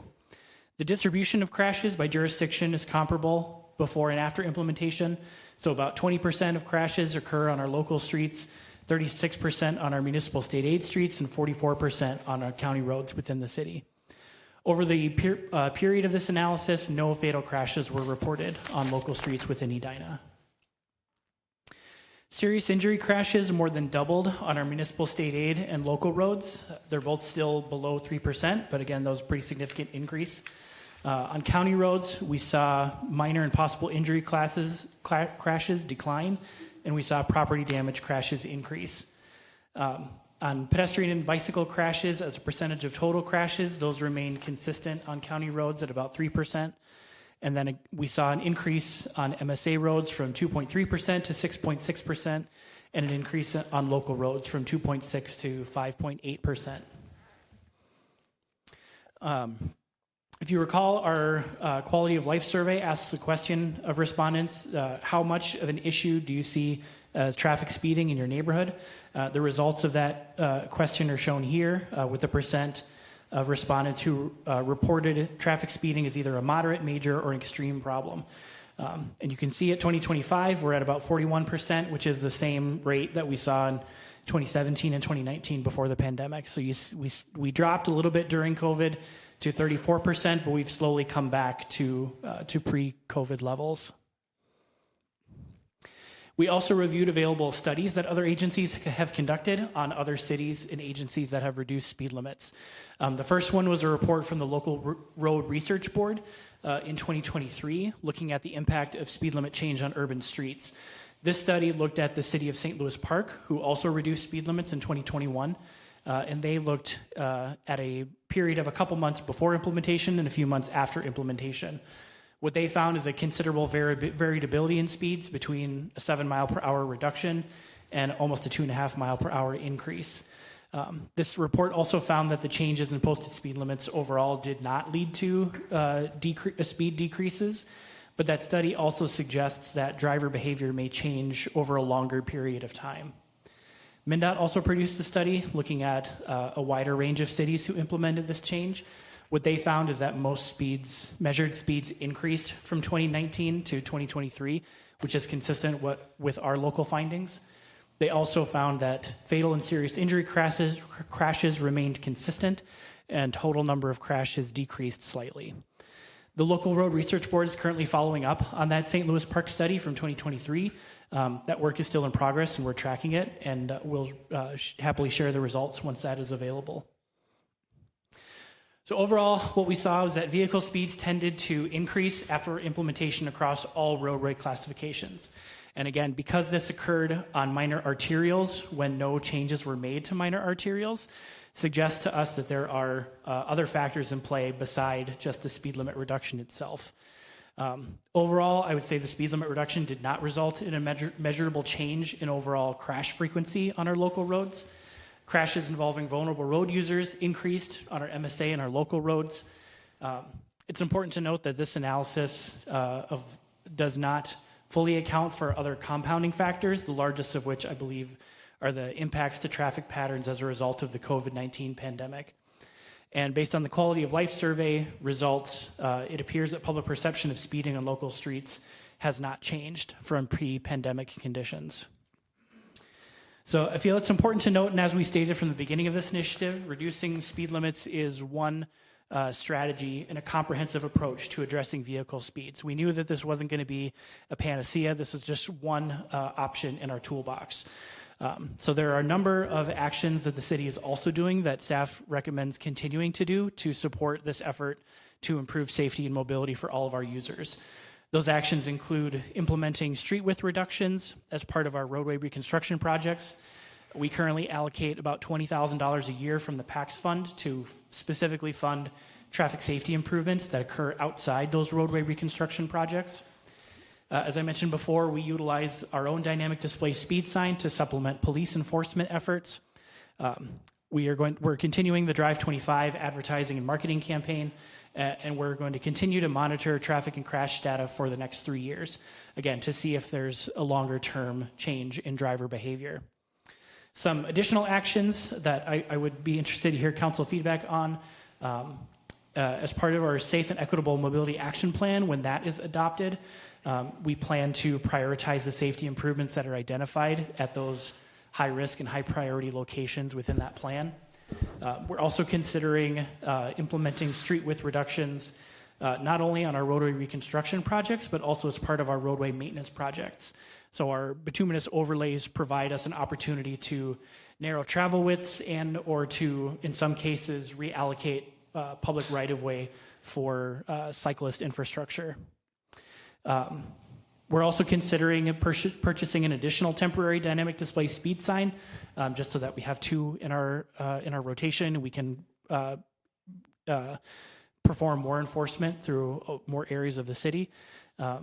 And staff would also be interested in increasing the PACS fund revenue for multimodal infrastructure and safety improvements. If you recall, the Transportation Commission a few years ago had completed an initiative where they recommended a doubling of the PACS fund. I don't necessarily recommend that level of funding, but I do think I do want to emphasize how important the PACS fund is to making these safety and infrastructure improvements in our community.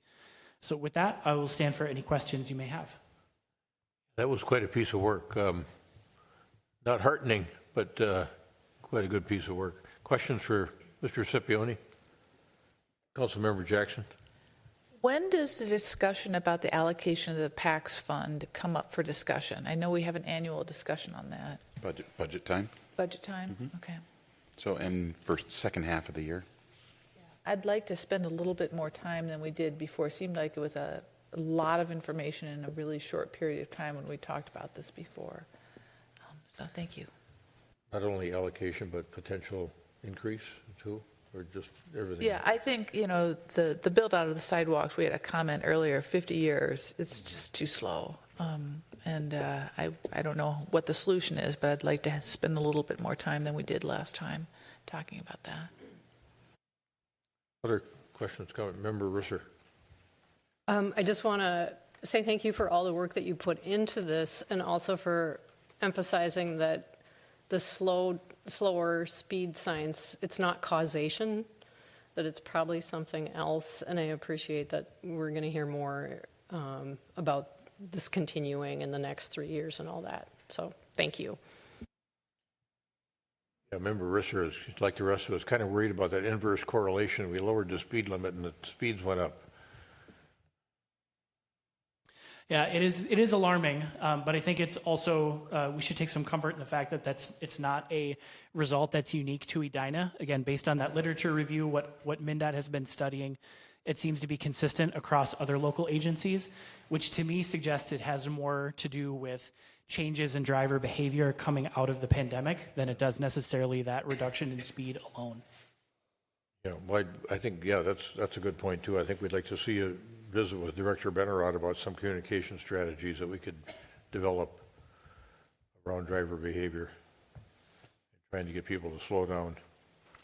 Okay, all right, yeah, Councilmember Agnew. Do we have any data from cities that didn't decrease their speed limit to 25 to understand if they saw similar increases in speed? That's a good question. I don't have that offhand, but I would be happy to reach out to a few of our neighboring cities who did not change their speed limits to see if they have that data. That might be helpful in just understanding, to your point, like, is this just a general trend or gets to the causation correlation point? Thank you. Yeah, that's a great question. It also caused me to think that why don't we look other places in the world to see where they've been effective on reducing speeds for motor vehicles and how. Okay, thanks for that update, and thanks for being with us this evening too. Happy to be here. Sitting in for your boss. All right, next we've got a matter that we are dealing with on a second reading basis, and that is the firearms, what we call the firearms ordinance. And Manager Neal, I'll turn to you on this one. Thank you, Your Honor, members of council. The action tonight is second reading of Ordinance 2025-17, which amends Chapter 22. This is an ordinance that we have been referring to as a firearms safety and safe storage ordinance. It modifies Chapter 22 of our city code. You have previously, you had a special town hall meeting on this matter on January 6th. We had, we think 45, something like that, 45 residents that came and spoke to you that night and talked to you about their concerns. This has had a previous unanimous approval on first, no, excuse me, of not unanimous, but 4 out of the 5 of you voted for the ordinance on its first run, and you're here tonight for second and final reading of the ordinance. All right, thank you. Other questions for Manager Neal? No changes have been made from the time you first voted on this ordinance. Yeah, we've really got 2 things to be thinking about. I guess the second one is predicated on success of the first one. Is there a motion to approve the second reading of Ordinance 2025-17, which amends Chapter 22, miscellaneous offenses, to add Article 11, firearms, to our city code? So moved. Second. Member Agnew moves. Member Pierce seconds the adoption of the motion as stated. Any further discussion? Member Risser. I am going to stay with my vote to abstain, and part of it is the St. Paul case has not been resolved yet, to my understanding. And I also remain concerned about the implications of lifting the preemption and having individual cities set legal rules around firearms and getting kind of this patchwork that we've talked about before. So I just want to say that. Thank you. Thanks for that comment. All those in favor of adoption of this proposed ordinance on a second reading basis say aye. Aye. Aye. Opposed? Abstentions? Abstention. All right. We've got the ayes have it, 4 ayes, 1 abstention. The motion to approve on a second reading basis Ordinance 2025-17, amending Chapter 22, miscellaneous offenses, to add Article 11 on firearms is approved. Next, we need to get that published. And I need a motion to approve the summary publication of Ordinance 2025-17. So moved. Member Agnew moves. Member Pierce seconds the motion to approve the summary publication of Ordinance 2025-17. Any further discussion? Member Risser. This came up when we talked about the parking, and I had the ordinance that was in our code that was non-compliant with state statute. And I think it's really important as we move forward and we're adding information to our code that is non-compliant with state statute, that we have a way for residents to know that that is the status of it, so that they don't read through the entire ordinance and then at the very bottom they find out that it doesn't really go into effect until something happens. And so I was just thinking, what is a way we can do that? And I just want to toss that out there for people to think about. Maybe we have a highlighted way, we highlight the text that is out of sync with state statute so that it's just clear. Just a thought, and I figured this was a good time to bring it up. Thank you. Manager Neal. Two things. One, Clerk Allison and I and the city attorney can talk about how to do that. Second thing is to let you know that this new procedure of adopting the summary ordinance immediately following the ordinance is something you're going to see more of, instead of waiting another 2-week period to just take that final, somewhat perfunctory action by the time you take it. So you'll see this more. Okay. Need a vote on this, don't we? Mm-hmm. Yes, we do. All those in favor of approving Ordinance 2025-17 for publication, say aye. Aye. Opposed? Abstentions? Oh, we got it all. We got all of us. That's a 5/5 unanimous. Yeah. I would not say don't put it because you all approved it. So anyway. Okay. All right. The motion is approved. That will be published, and we'll work on some clarifying language with respect to that gives people a heads up that it's contingent in nature. All right. That takes care of 9.4. We're on to 9.5, which deals with lawful gambling, the commencement of lawful gambling in the city of Edina, potentially. And this is Ordinance 2026-02. And I think, did you want Clerk Allison to take this matter? Yep. Clerk Allison, go ahead. Thank you, Mr. Mayor. Council members, bear with me for a second while I pull up the presentation.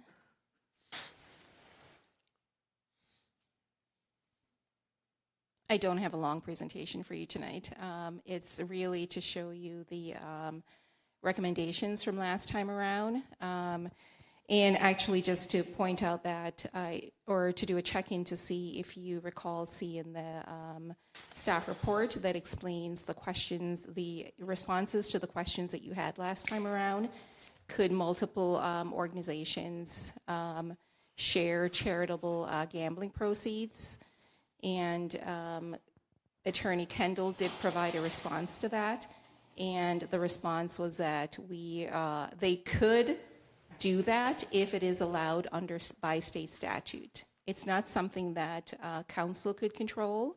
That is totally within state statute if it's allowed. And also the next question that you had was, could Red River Kitchen get a premise permit because Red River Kitchen is located within a city property? And the answer is yes, they could by amending the lease that they have right now with the city. That would be allowed. With that, I just wanted to remind you of the recommendation that was made last time around, and that was to repeal and replace the lawful gambling ordinance and to allow 3 premise permits. And that was initially to allow us to pilot how this would work for us as staff, so that we would be able to understand the administrative process and workload that would be required. for this new process that we would be that you would be putting in place.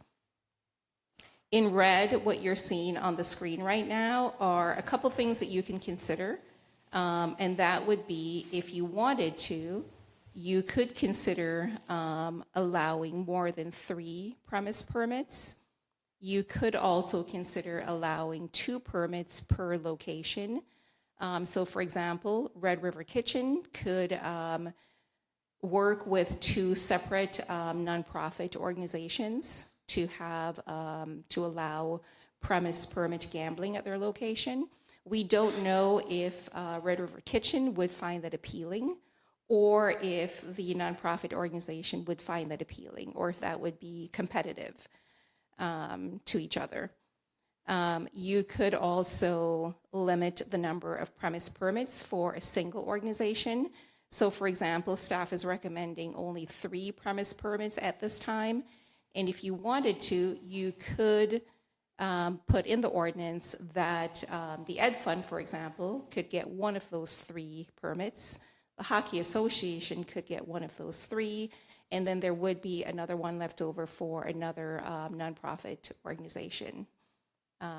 These would be issued obviously on a first come, first served basis. But if you were to allow 1 premise permit per per organization, then there wouldn't be a need for the Hockey Association to rush to get all 3, for example, or the Ed Fund, for example. There wouldn't be a competition to get 1 of the 3 premise permits that we have, or trying to get all 3 of the premise permits. And continuing on down the list, as a reminder, we recommend that it would only be available to nonprofit organizations located in Edina. 70% of the net gambling proceed would be spent in the trade areas, and the trade areas, again, are all cities contiguous to the city of Edina.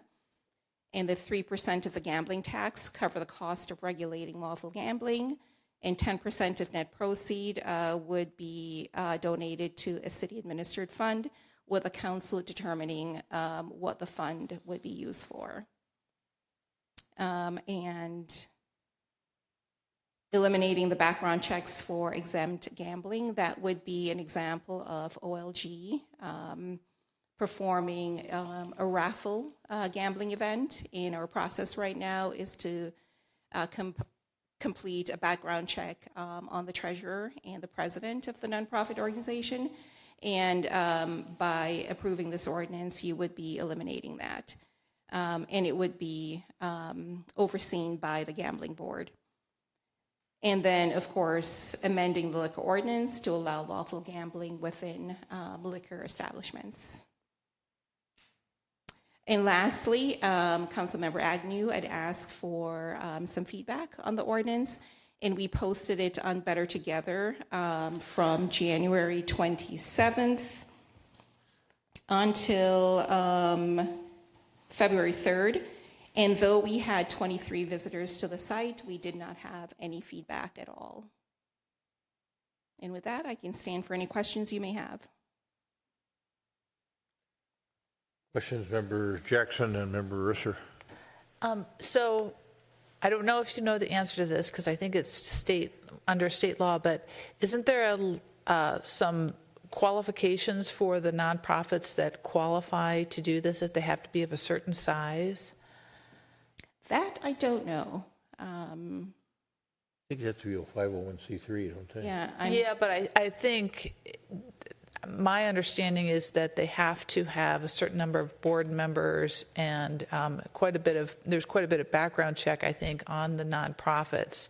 So, I was once a member of a nonprofit that was very small and a lot of fluidity, so it has to have a certain amount of bulk that it's not going to, that'll be reliable. Yes, I do recall that in my research, seeing that I believe that there is a minimum of 15 members. Don't quote me on that though, but I do believe that there are some requirements to qualifying for a premise permit. And do we have any and it's okay if you don't know the answer to this, but do we have any feel for how many of those type of 501c3s exist in Edina right now? No, I don't. I'm not aware. Okay. So I'll just say I'm in favor of allowing more than 3. I was initially going to say just get rid of the limit altogether, but I think, I'd like to come back in a year. So I'd say maybe 6 at this time, and then come back in a year and see what the workload is like, because my understanding is that several of our neighbors have no limits on the number of permits that are allowed. So I think like Minnetonka and St. Louis Park and Golden Valley were some of the cities that came to mind that don't have a limit. So I don't think we should, but I also am aware of staff time is limited, so we get it started, but I think I'd move it up to 6. Thank you. Member Risser. I have a question about the 10% of net profit going to a city-administered fund, and I'm looking out into the audience, and I'm wondering if my fellow council people would be open to having somebody who knows so much more than I do from the audience step up and address this issue. Because I'm concerned about the amount of profit that will make its way back to the entities that would benefit from the pull tabs. You want to first ask Mr. Neal how we came up with those percentages for the city? Sure. Yes, please. Sure. These percentages, I believe, are statutory percentages, right? These are max percentages. And what I was going to propose to you in terms of what the city would do with its share of this money is to use it for community events, special community events, 4th of July, things like that have a community-wide appeal. It's one of these things that if you don't take it now, you won't get it ever in the future, because in the future, you will be taking money out of the pockets of the people that are receiving it. And so if you set it up like this in the beginning, it's safer and everybody can be on the same playing field. Is this something we talked about before, or is this new? It was in the previous It presentation. was included in the previous presentation. Is that what you mean? Yes. Correct. Okay. I'm just wondering if I'm just not remembering it. Okay. Also, this 10% can be used towards other charitable organizations, according to state statute. So other charitable organizations that qualifies for this could benefit from this 10% fund. Okay. I'm concerned about, well, could we hear from? We don't have public testimony on this. Yeah, no public test. But what's the concern? The concern is I got an email that went through all of the expenses, and the concern, I think, is that the amount of revenue that will be generated with the 10% coming out will bring it down to about $6,000 a month, which may discourage people from actually trying to do this. And so it's a chunk of money, and I know, I understand the rationale of we should take it now, otherwise it'll be as if we're taking it from. But I think I always thought of this as something for the Booster Club and funding them and other charitable organizations. So I guess that's my concern. What did we see was the amount of money that was distributed by, like in St. Louis Park, by bunnies, I think? Was it $1 million a year was going out to charitable purposes?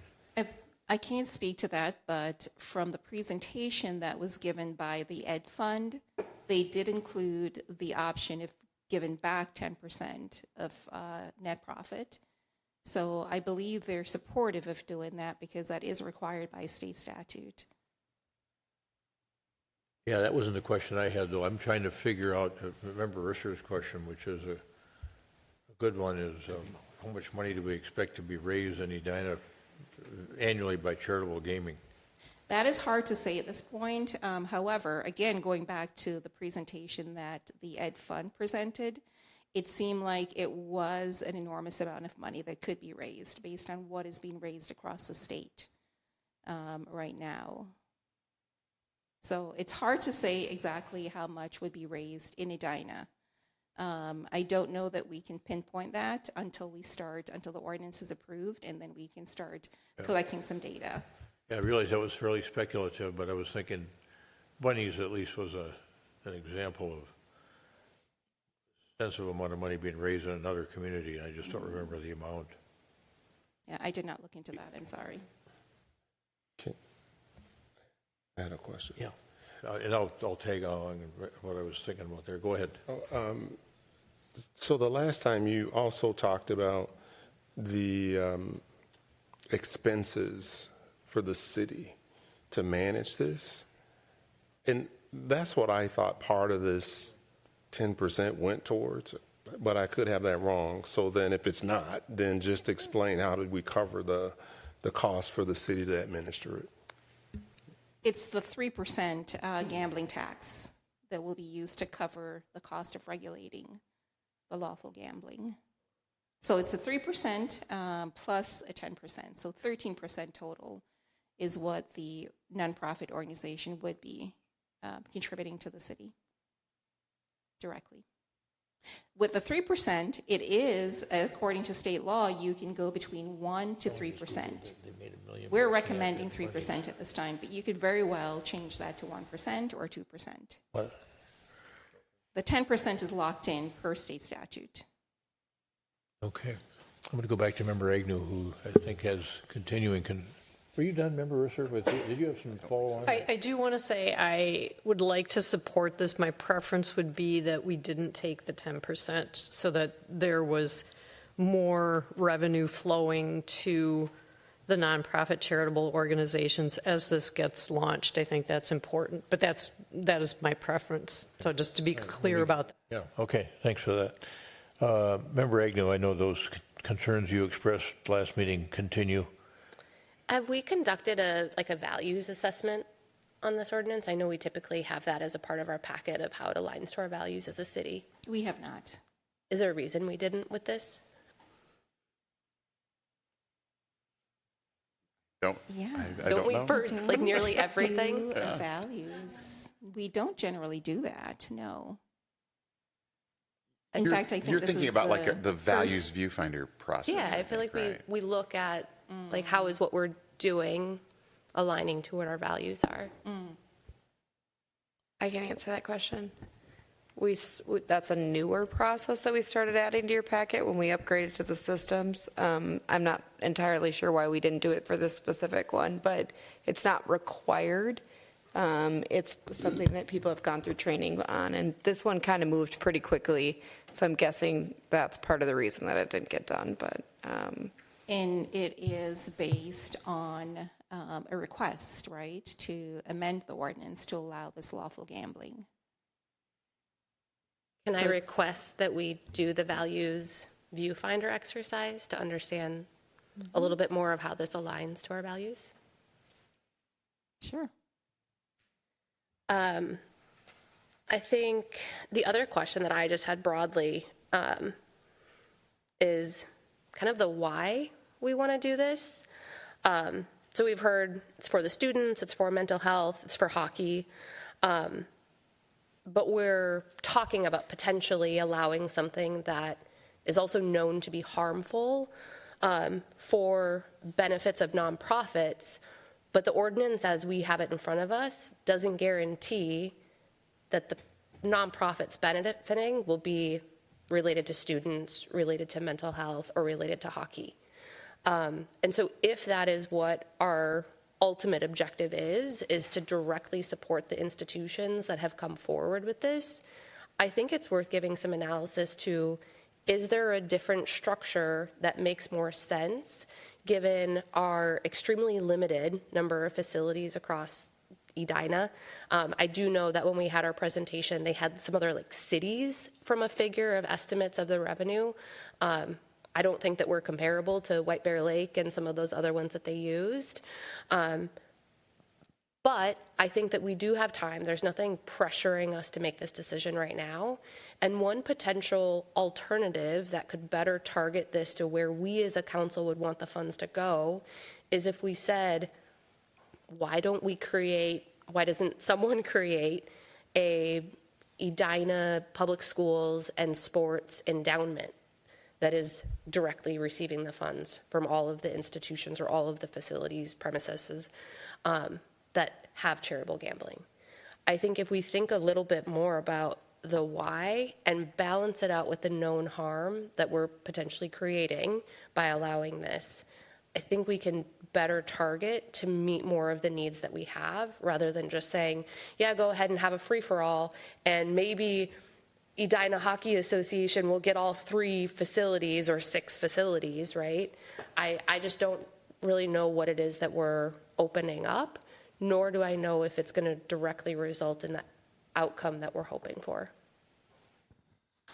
Yeah, it's interesting that you went down that path because I've been thinking about this since we talked about it last time and had a conversation with the executive director, Donna Give and Go, and asked her to speak with Ms. Rendelman about it because I was struck by that same thing when I left Chambers a couple of weeks ago and thinking, well, wait a minute, this is just a race to the bar.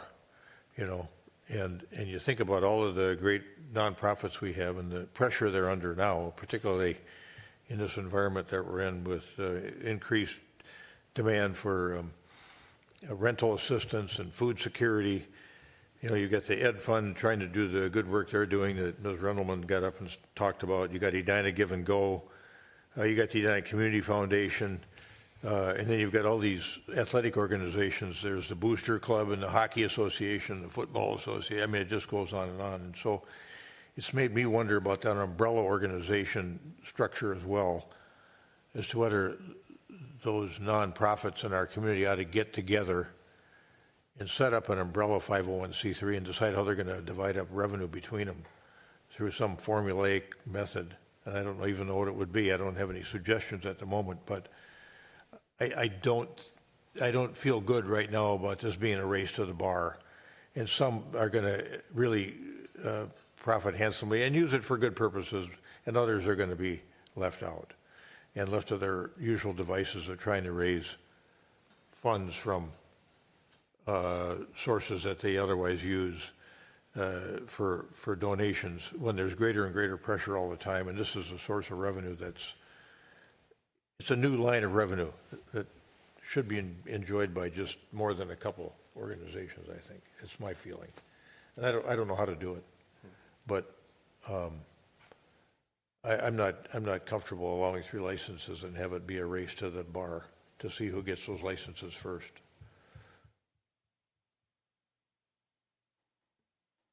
Jackson. So I'm going to take the free market approach. I don't know of cities where multiple organizations have, or where one organization has multiple bars that they partner with. I don't know if that's how that works or not.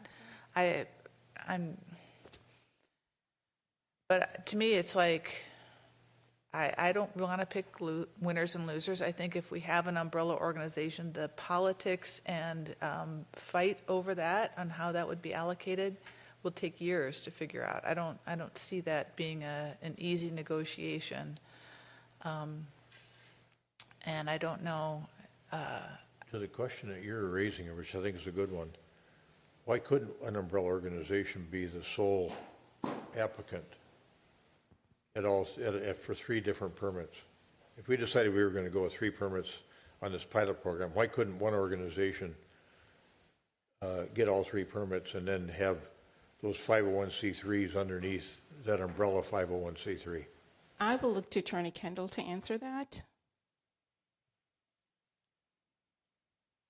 I don't know. I can only tell you what the state laws allow. They allow 501c3s to apply to be lawfully gambling entities if they meet the requirements, like having at least 15 members and being in existence for a certain amount of time and having a gambling manager and other requirements.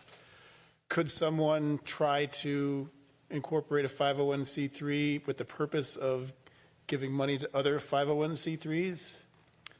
Maybe, I don't know. That would be a question for the legal counsel for the 501c3. I don't think that's a legal question. I think it's just an internal question. I see 501c3s given to 501c3s. Yeah, they all can. the time. One can give to another. Yeah. So if that's the question, the answer would be yes. Manager Neal. One of the downsides to that arrangement is that it divides the pie up into so many little slices that it may not even be worth it for people to participate. Because when I'm doing the math in my head about how many of these maybe there's 100 organizations that would fit that bill. Yeah, Councilmember Pierce. So I don't know what problem we're trying to solve with the suggestion. If it'd be different if we were saying we're against gambling, full stop. But that's not what I hear in that comment of, unless I misunderstood, have an endowment where these funds go and then somebody determines who gets the funds. That was what I believe Member Agnew said. And then give it to an umbrella, 501(c), and then they determine where the funds go. And so I'm not sure what problem we're trying to solve if the process, and so the question is, what does it mean to apply with this construct? If we're saying nonprofit organizations that are located in Edina can apply for this, what does that mean? What's the standard that would say one gets selected over another? Or is it, I think you said first come, first serve. Yeah. And so if the issue is like who's deciding who's worthy, that's what I'm saying. What are we trying to solve? Is it who's worthy or what? Mayor, if I understand the question correctly, if the concern is that one organization might try to snap up all 3 premise permits that you would authorize, you could just make it so that an organization could have no more than 1 premise permit in Edina, and therefore 2 other organizations would have to get those 2 other permits. And I guess, correct me if I'm wrong, we can restrict it however we want to. Like, and we could be the umbrella that restricts who gets a license and who doesn't. Or is it from state statute, we have no control over who gets it? Yeah, if they qualify under state statute and meet the requirements of your ordinance, then you would have to issue it.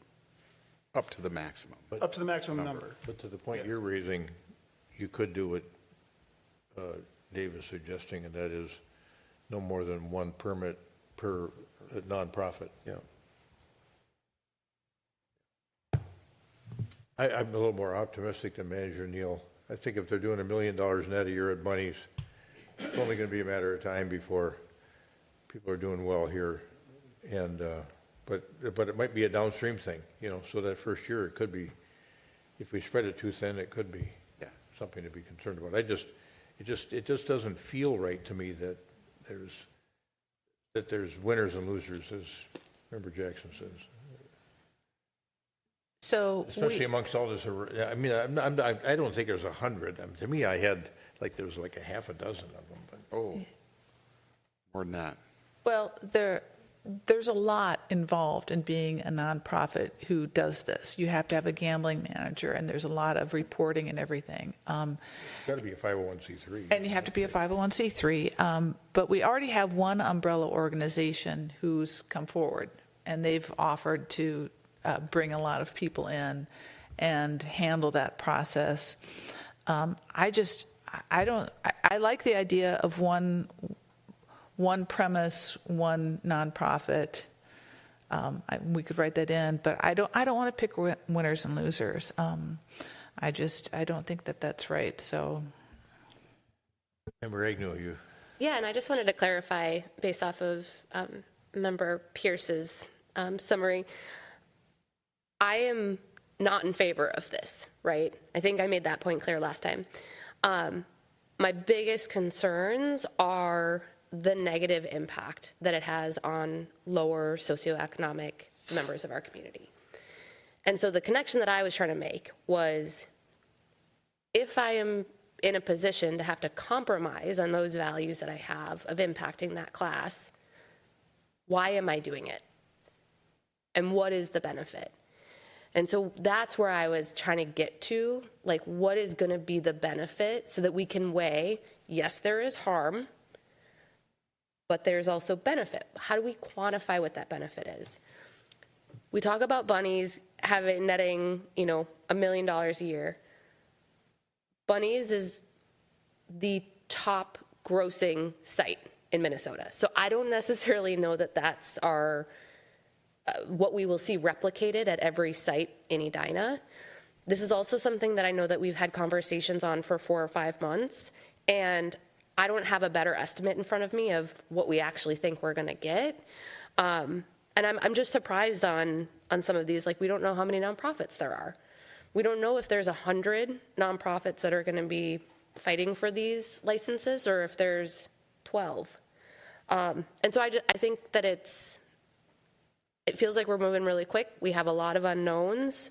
And even I think it's indicative of, I saw the footnote of 23 visitors to the site. I have a feeling that there are a lot more than 23 people in our community that care about this. And so I'm curious, like, how did we communicate it? I don't even think I saw it in the paper this week.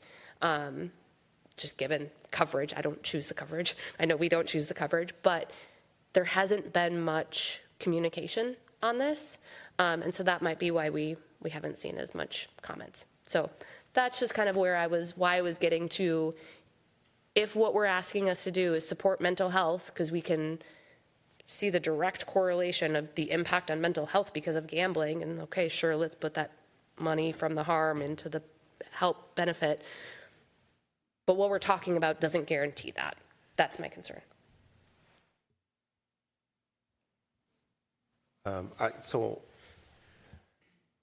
I principally, I try to honor my own personal principle that I don't judge other individuals. And so I don't know that this is causing harm to people that have a lower economic status. So I think it's dangerous when we do that. To the question of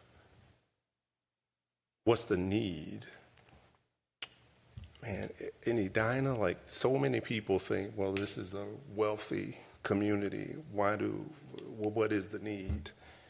And when you look at the data, if the median income is $129,000, 25,000 residents are less than that. 25,000 are more than that. And the reason it's skewed is because those that are more than that make 5 times what the median is. And so when you look at the fact that public schools, 20% of our public school students are on free and reduced lunch, when you start to look at the data, and you understand the numbers of scholarships that are granted for households who cannot afford to put their kid in hockey because they can't afford the equipment, that data is out there. And so that's why organizations like Edina Give and Go exist, to try to serve that population. That's what the Ed Fund tries to do, to serve that population. And so we can look at it through what I'm going to say is a dirty or dingy lens. And we can choose to do that. But I asked the question purposefully, what problem are we trying to solve? And I'm a realist, guys. If we say we don't want to try to solve that problem, I'm still on the council, and I'll support that, right? We can make that decision that we don't want to solve that problem. But this is a solution that other communities have used to solve the problem. And we can choose not to do it. I think we should. I liked the idea that was expressed earlier that we take our time on it. That was why you were recommending, you didn't recommend the max. Like, let's take our time to understand what this is. I think it's great to require us to do the value-based view and answer those questions. Well, this is the problem we're trying to solve, and this is how we think this solves it. That's a healthy conversation to me. But I'm not going to sit up here and judge somebody who may do a pull tab at whatever restaurant and just say, well, they shouldn't be doing that because of their mental health or what have you. I'm just not going to do that. But the other portion of let's take the time, do the analysis to see if this is what problem we're trying to solve, does this do it, and what's the right way to structure it to get to the outcome we want. I'm for that all day.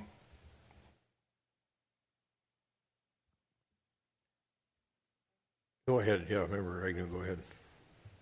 So one thing I would be curious on, and this is just based off of the example that you gave, Member Pierce, how many students in Edina who are on free and reduced lunch don't have equipment to play hockey? Right, like that's a tangible question where if we talk to Edina Give and Go, like they might be able to answer that for us of what is the unmet need that exists within our community. Because I also heard we had a fundraiser last week, we raised $40,000, and that's amazing, right? Because we have very generous people in our community. So that's the part. I'm not questioning that this money would go towards valuable things, but I think that a lot of those needs are already being covered. Now, I don't think they are. Yeah. So Edina Give and Go 2025 served 905 students. They raised $283,000 to serve 905 students, and there were students who still weren't served. And so it is a generous community, for sure. But that's why the organization exists. And so there are, I think it totally makes sense to get the rest of those numbers to show what problem are we trying to solve and then articulate how this solves it. Again, I'm for that all day. But there is an unmet need in the community. And I think this could solve it. Councilmember Jackson, yeah, I've got some thoughts if you want. I'm just thinking about this, what problem are we trying to solve? I think you express it this way, at least in my opinion, is that we recognize that from just attending these events that our nonprofits have, understanding the mission they have, whether it's the Edina Ed Fund or Edina Give and Go or Edina Community Foundation or ABC, for example, that they can use more income to meet the needs of the people that they're trying to serve. So, Member Agnew actually got me thinking about it a minute ago, was knowing what the mission of Edina Ed Fund is and the mission of Edina Give and Go, just by way of example, they are helping solve problems for kids in different ways, which in a way to me seems different than what you might see from Edina Hockey Association or the Booster Club, which I'm sure could also use money. Yeah. But it does make me think, as we're trying to find a pathway here, that is there any distinction between sports and other kinds of needs that are more immediate with respect to some of the work that the Ed Fund and Edina Give and Go are doing, for example? So another thought, food for thought. Oh, sorry. If I may. Yes, yeah, go ahead, Member Jackson.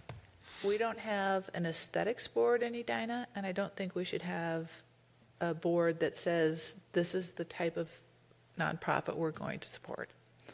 I understand that there are problems associated with gambling. Again, we are a suburb surrounded by other cities. Every other city around us has pull tabs.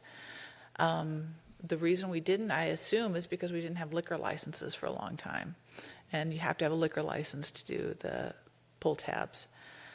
So I don't think it was a moralistic decision to not allow it. I think it was just a logistical one that went with the drinking. I don't want to be in the position of picking winners and losers. I don't feel that that's my judgment is. I think all of the football, baseball, hockey all bring benefits to kids that are undefinable. It's not just kids in need. All kids need to get out and be with other kids doing stuff and learning their limits. And I don't want my morality to pick winners and losers on this. I think that it will work itself out. I forgot to add earlier, too, that I think there is a need there, and that's the reason I'm thinking about this, is that this is another source of funds for the needs that exist in our community. And, life's set up with choices, and so you can choose to consume alcohol, you can choose to consume drugs, you can choose to consume, do gambling, but those are personal choices that people make, and yeah, sometimes it ends up in addiction, but we don't try to, control that behavior. We have people make those individual choices. So I'm comfortable with the idea of this. It's just how to do it, and this conversation is helpful. Can we call this a pilot program? So what does that mean? I mean, is it a one-year pilot, and after a year we're going to look at whether we want to keep doing this or not, or? Actually, we have not referred to it as a pilot program. The only condition probably that we've put on there, if you agree to it, is to start out with 3 premise permits, just so that we can understand how the staff workload to manage this process. But no, not a pilot program. And if you were to start with 3 premise permits, you could always amend the ordinance 6 months down the road, a year down the road. I think we're down to the question really of whether or not we want to issue no more than 1 license per nonprofit. And maybe I'm sensing you don't even want to do that.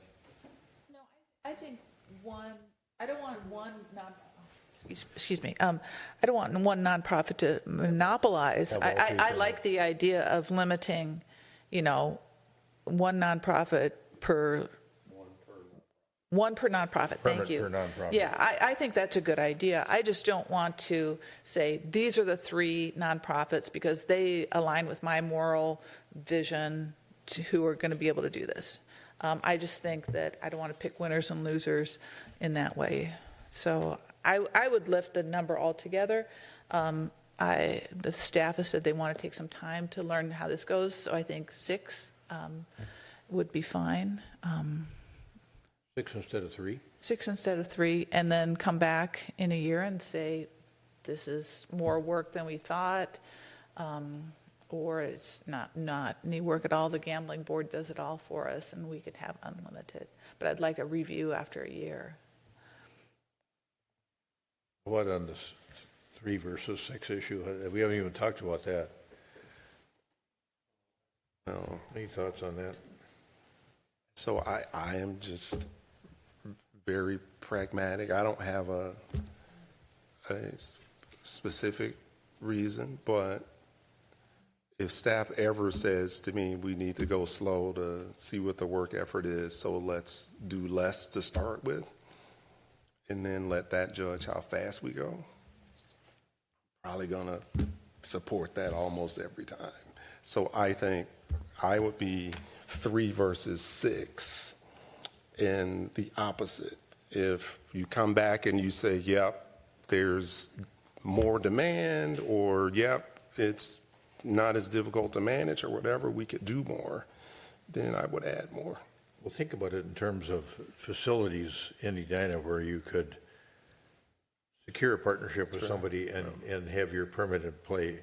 Would we want that to be limited to 3 facilities?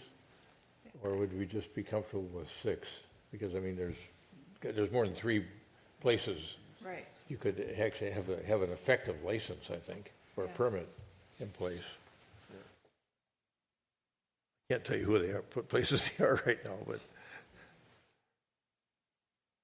Keep in mind, too, that an organization might not be able to be ready for a premise permit because of the amount of work and all the qualifications that they need to meet. So. Sorry. I think in that way it would be self-limiting. So I don't think the number that we choose. Yeah. I do go back to something Member Agnew said. But there's there's no rush. Like, we're not on a train, right? There's no light on a train track that we're walking into. And so I personally think it makes sense for us to gather some of that information. How many establishments are there? Even if we were to find out how many nonprofits would be interested, we've only heard from the Ed Fund. We've heard from hockey and boosters, I think, too. And so it just makes sense to me that maybe we would do a little bit more of that groundwork, like Member Agnew suggested, before we make a decision on something that I think has a fairly big impact in our community. Is there any thoughts on this number? Let's do 4. No. Sorry, but I do, looking at it from a higher level, we are the only community that does not do pull tabs. And a lot of the things that Member Jackson has said really resonate with me. And I think we are at a point where there are organizations, including the Ed Fund, that need to have more revenue streams.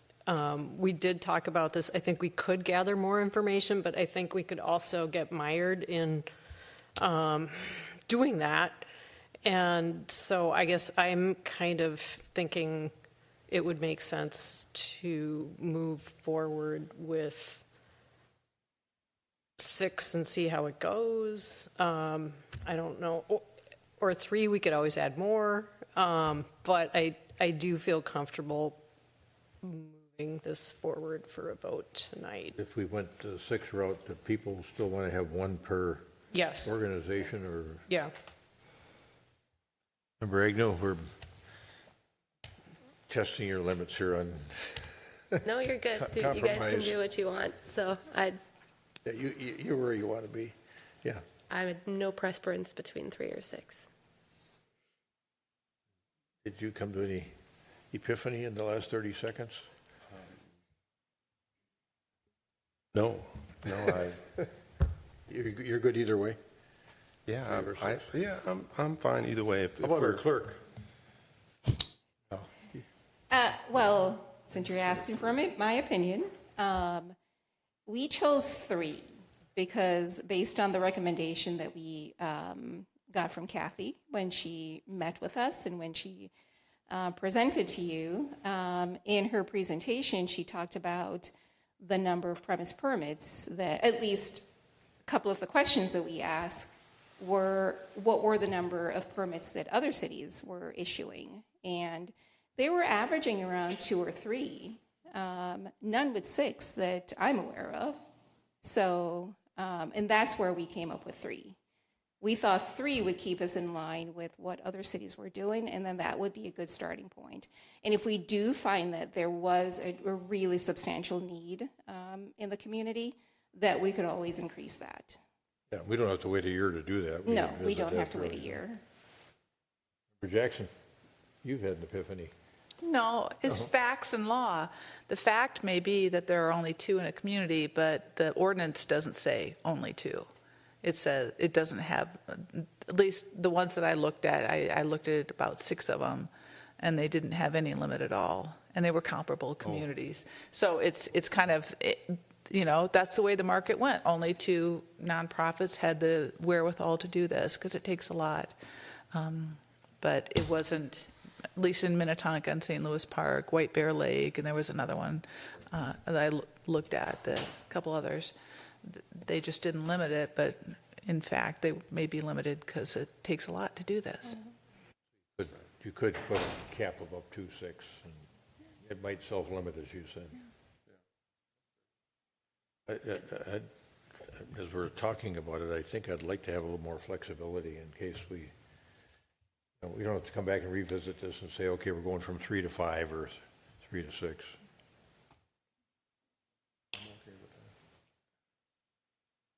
So that one provision that has the number of licenses, change that to read up to 6? Okay. So with respect to Ordinance 2020-602, amending Section 4-9-9, repealing and replacing Chapter 6, Article 3, lawful gambling of the Edina City Code, and granting first reading and allowing the issuance up to 6 permits for charitable gambling in the city of Edina. Is there a motion to adopt that ordinance on a first reading basis? So moved. Member Jackson moves. Second. Member Pierce seconds the motion as stated. Any further discussion? Yeah. We want to make sure it's just 1 per organization, right? Yeah.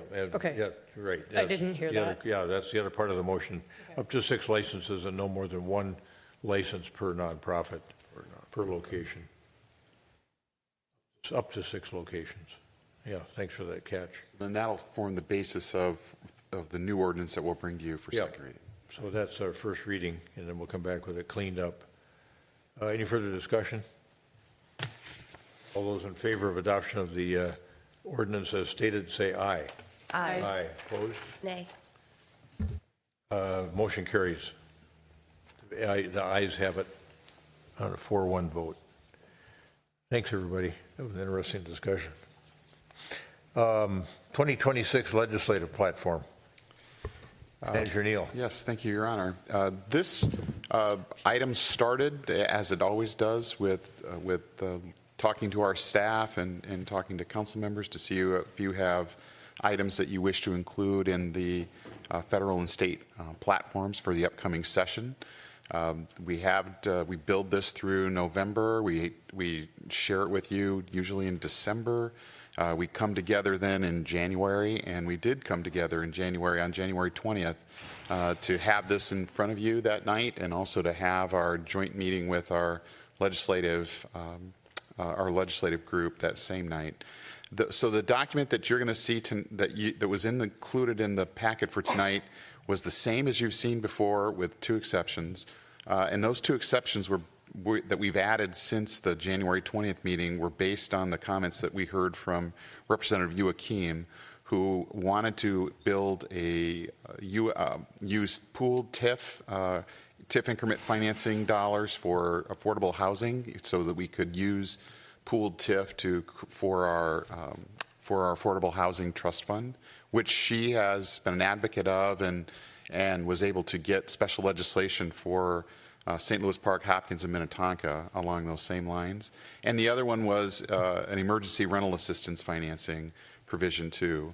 All other provisions are the same as you've previously seen them.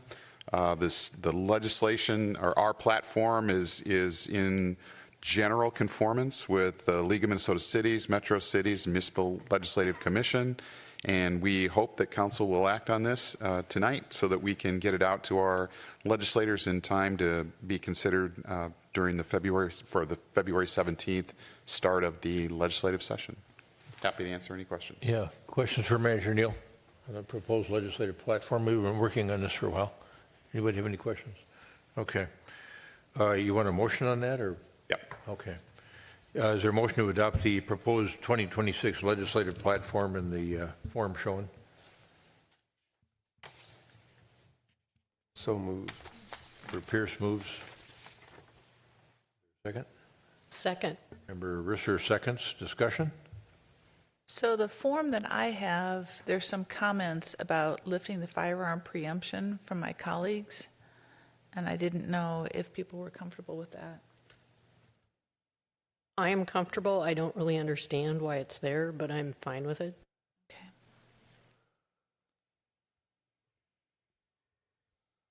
Anything else? Okay. Can you repeat that again, Member Jackson? Yeah, so number 3 on the state, lift the firearm preemption, allow local regulation. You had a comment on the form that I have that you were uncomfortable with this. You're talking about James, right? Yeah, Member okay. Pierce, yeah. Sorry. And this is the version that I got, has both you and Member Risser put comments on it. We wouldn't include those comments in the final document. I think they're just. I know, but okay. I don't want to pass something that my colleagues are uncomfortable with. Okay. That makes sense, yeah. Anybody else have questions or comments with regard to the proposed legislative agenda beyond that one comment by Member Jackson regarding an inquiry regarding item 3, lift firearm preemption and allow local regulation? Okay. All those in favor of adoption of the 2026 legislative platform as shown, as provided by staff, say aye. Aye. Aye. Opposed? Carried. Legislative platform is approved. We'll get that to our legislators. We are at now the mayor and council comments. Usually we go first with the manager. We have the 2 items that we added. Oh, yeah, excuse me. 9.7 and 9.8. I'm going to pass down. This is something, item 9.7 is the resolution affirming community values amidst immigration enforcement operations. It's the resolution that we went over with the council earlier this evening in the work session. This has been, I think this has been edited, right? Yes. Yes, this has been edited per your earlier instructions, and we hope it meets your expectations.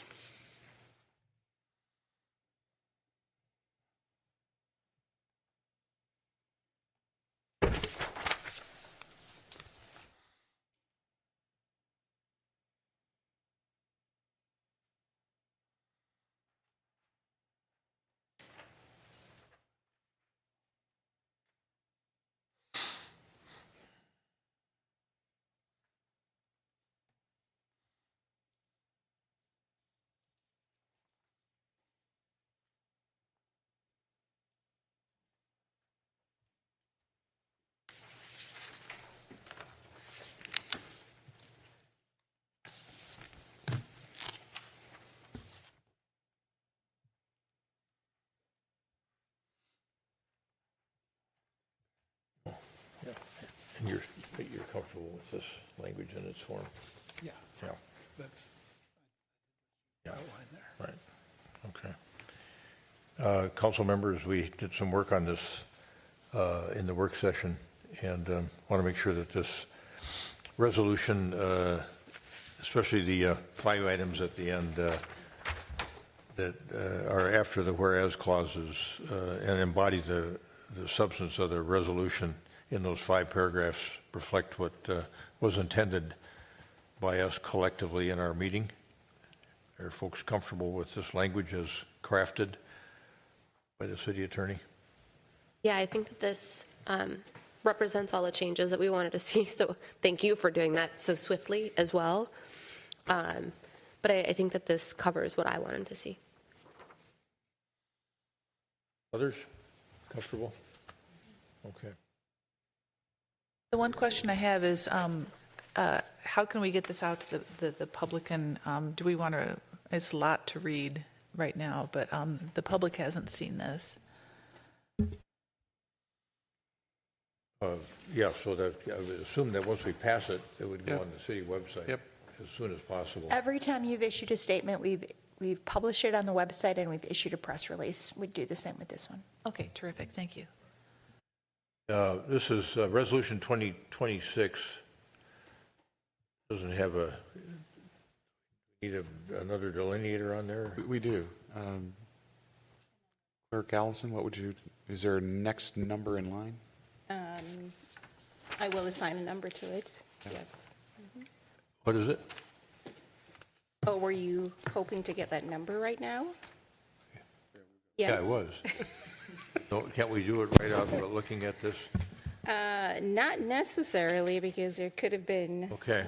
numbers used up already. I'll take a look quickly here and let you know. The next one doesn't have a number, so if we want to consider that, we can too.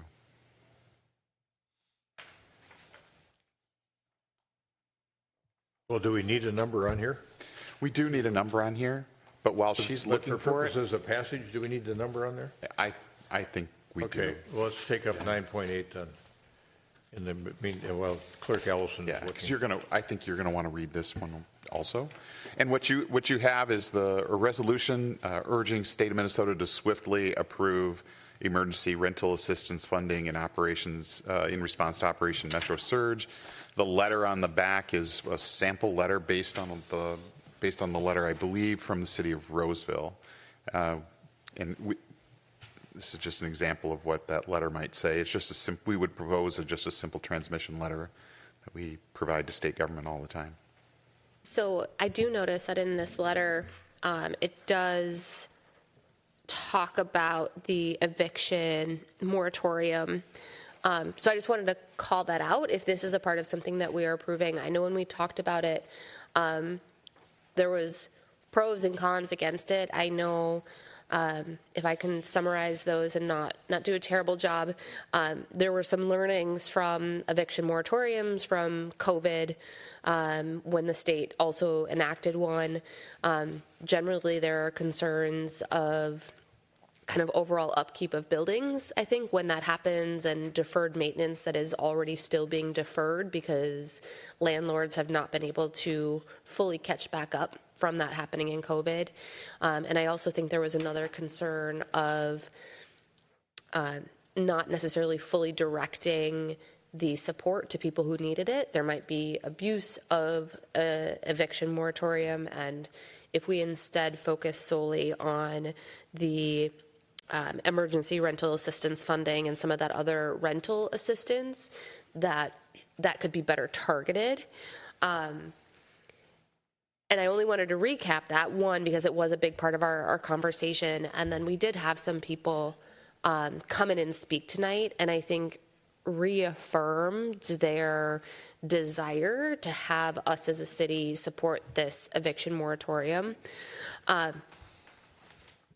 The speakers that we heard tonight, I would say, changed my mind in the sense that I would like to see that as a part of the letter. And in one sense, right, it's important that we agree, right, or like we buy into what it is that we are sending a letter and asking our governor to do. And in the other hand, I also appreciate the experience and the purview that our governor has. And in his position, if he feels that an eviction moratorium isn't the right thing, he obviously doesn't need to do it just because Edina sent a letter. So because of that, I do think I like the letter as it is written. You like the letter? As it is written, with both rental assistance and the eviction moratorium included in our ask to the governor. I can tell you all that I had breakfast with with Ann Swenson this morning, who is head of the Edina Housing Foundation, and they've discussed this issue as well, and they do not favor an eviction moratorium. They are worried about the things that you expressed as things that came to fruition actually during COVID. And while they like the idea of rental support, the Housing Foundation does not support this notion of a eviction moratorium. And I think I wouldn't support it either.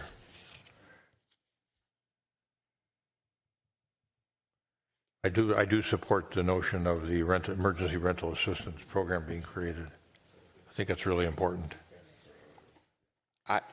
Mr. Mayor, members of council, I don't think in paragraph 3, I don't think that this letter endorses the eviction moratorium. Yeah, well, Member Pierce was just correcting me on that. Okay. It expresses concern that unless there's rental assistance that goes with it, a moratorium isn't going to be effective. I think that's how we. And I kind of read that to mean we need both. Maybe. But I would say the point stands. Okay. I want to hear what other people say. If others support the eviction moratorium language, then we should include it.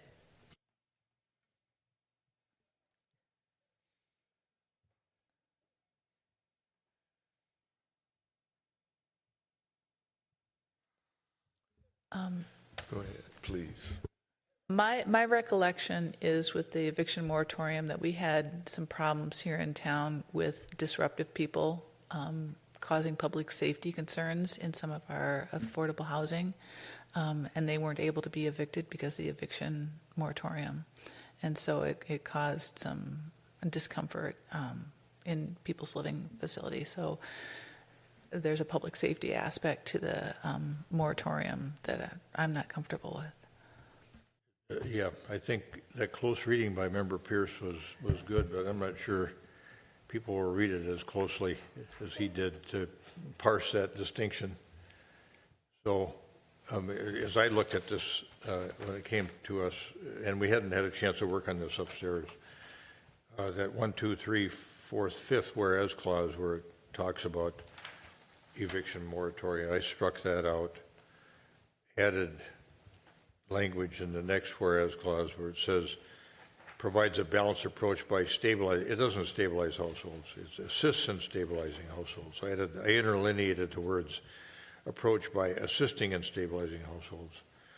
And then in that second to the last be it further resolved clause on page 1, I added after the word effective on the second line, interlineated the word rental assistance to impacted households. And then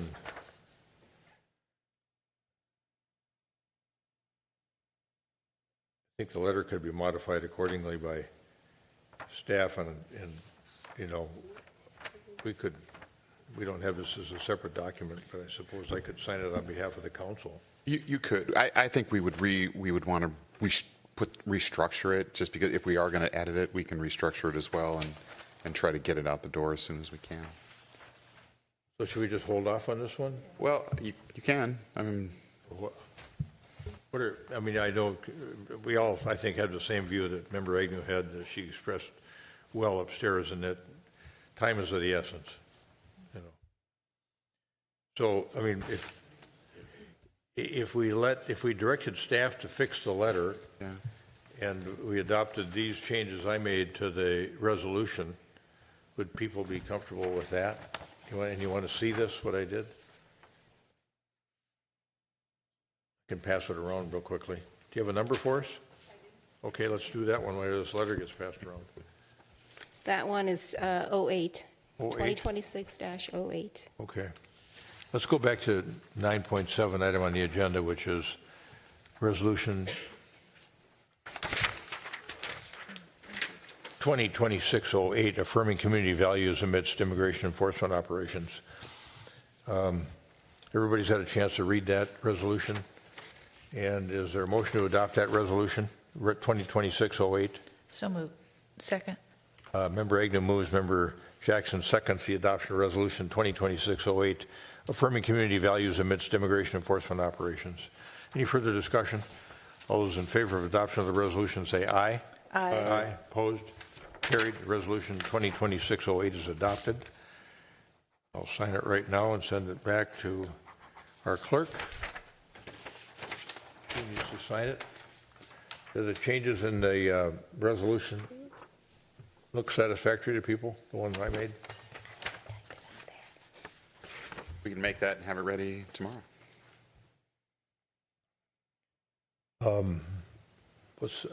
I lost my document, so I don't. Okay. I just need to get somebody's header in terms of what to move.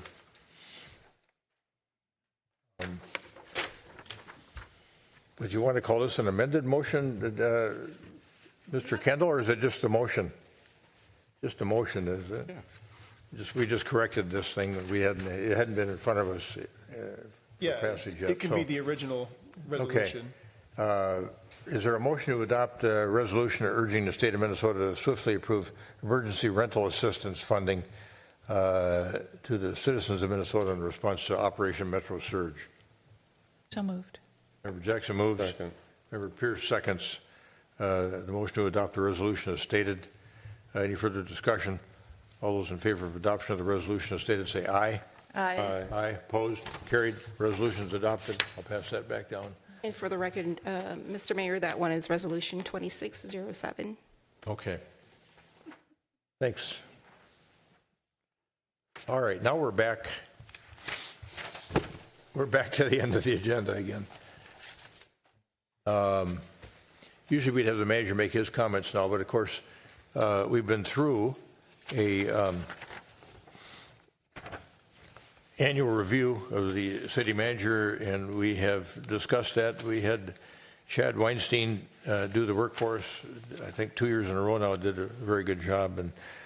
And when we finish that work, which is done in a confidential sort of format pursuant to state law, we still have a reporting obligation to the residents of Edina as to the outcome of that annual performance review of the city manager. And I have, I'll make that statement now, that the Edina City Council conducted an annual performance review of City Manager Scott H. Neal on January 26, 2025 for his performance in calendar year 2025. The council assessed Mr. Neal's performance as fully satisfactory, noting particular strengths in his professionalism and leadership of staff and his expertise with respect to all aspects of municipal operations. Council also called for some improvements related to communications and sought Mr. Neal's leadership and continued improvements to the processes for budget planning and large projects, finding ways to better integrate community input into large municipal decisions and projects. So that is the summarization of the review that we conducted with Manager Neal on January 26, 2025. And let me go now to council comments. And Manager Neal, I don't know, maybe we want to jump back to you, and then we can go back to council comments. Sure. Yeah. I got to tell a little bit of a story here, and I know it's late, so I'm going to truncate. You're doing okay. I had an epiphany in the spring of 1983 in my Poli-Sci 312 class. Urban politics. Where else but Ames, Iowa would you go to an urban politics class? But we read a book in this class that detailed the life of L.P. Cookingham, who was this heroic figure who fought the Kansas City mob, and he was the city manager of Kansas City, and he's really well known in this profession today. In the Cookingham School of City Management, Urban Management, what is it? It's something we're looking at, right? Is still at Kansas University. I got my master's degree on May 26, 1988, and I became a city manager a week later in June 1st, 1988 in Norris, Tennessee. And I was there stayed there for 2 years. And then my career led me to Mount Pleasant, Iowa for 6 years, then to Northfield for 6 years, and then to Eden Prairie for 8 years. And then I was fortunate enough to become your city manager in 2010, and I've been here for 15 years. And I'm going to retire on January, God willing, on January 8th, 2027. I probably have more to say about that, and I will later as we get a little closer to that date. But I really have appreciated the partnership and the support from the council and from all the people I work with here, various consulting teams and partners that we work with, advocacy groups that we work with.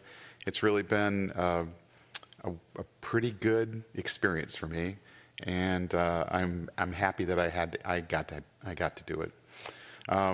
So I wanted just to leave you with that tonight.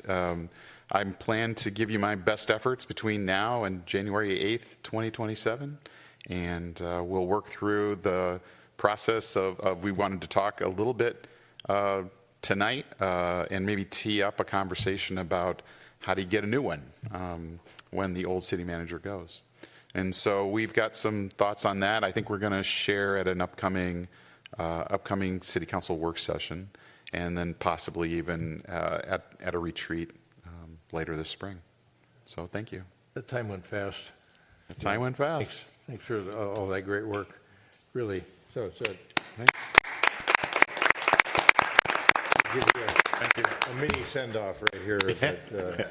Early. Yeah. Too early. Yeah, the year early recognition of a job superbly done. Thank you. Over the years. I'm going to turn to Member Agnew, see if she has anything for the good of the order. You mentioned, do you have anything else that you want to report out on? No, that was it. Okay. Sure. He can talk. I'm a little confused when I'm supposed to talk about because I wasn't up at the work session. So I have some notes regarding flock. Is that what we wanted to talk about? I think so. Two things. One is just sort of that the chief is doing some communication around immigration, and then specific questions about the flock data. Got it. Okay. So the chief is putting out what's called public safety spotlights. He's put 2 of them out. They're about a minute long. The one today covered a bunch of flock information. I would highly recommend everybody taking a peek at that and getting to kind of see his perspective on how we utilize flock in the communities. He did a really good job with it. So, and he's put out 2. The first one, because I'm putting on the spot, I can't remember what it was about, but it went out a couple days ago. And the expression from people in our community was a question and a worry, I think, about whether, A, we were cooperating and letting Immigration and Customs Enforcement giving them access to our flock technology, or B, were they getting to use our flock technology some other way? Yeah, no, I mean, we understand the privacy concerns, right? And I can assure everyone that we do not use flock for any type of immigration enforcement at all. We control the data, and we do not share that data with any outside agency. We would need to approve any request for the data. We have not approved any, and we do not participate in any type of statewide or national lookup for the flock data. We have audited our data internally to confirm it has not been accessed, and then flock also confirmed that no outside agencies have access or ever had access to our data. And then per our policy, LPR data can only be accessed on an active criminal investigation. So, we own the data. The city attorney reviewed our contract and confirmed that. And flock cannot legally share our data either. I will put it, it has been an incredible resource for us. It gets us in the right place at the right time to address serious public safety concerns. And we want to maintain that. And we want to maintain the public's trust in that as well too. Yeah, good. Thanks for that, Lieutenant. All right, I'm going to go back to Member Agnew now. Thank you. You gave me some additional time to consider, and I still do not have any comments. So, thank you. Okay. Member Pierce. Thanks, Mr. Mayor. I just wanted to make a couple of comments. I mentioned this upstairs. These rapid response networks. It's really impressive what the community is doing with regards to ICE, and so the whole thing is kind of anonymous. So I don't know who is who and when they join. Everybody has a different handle and all of that, and so I'm hoping they're listening or watching. And so I just want to say it kind of warms your heart when you wake up and you see someone go on that says, I'm running the rapid response today. Let me know what you want to do to help. And literally you just see ping, ping, ping, ping, ping, ping, ping, ping, all these people going in and saying, this is what I'm here to do today.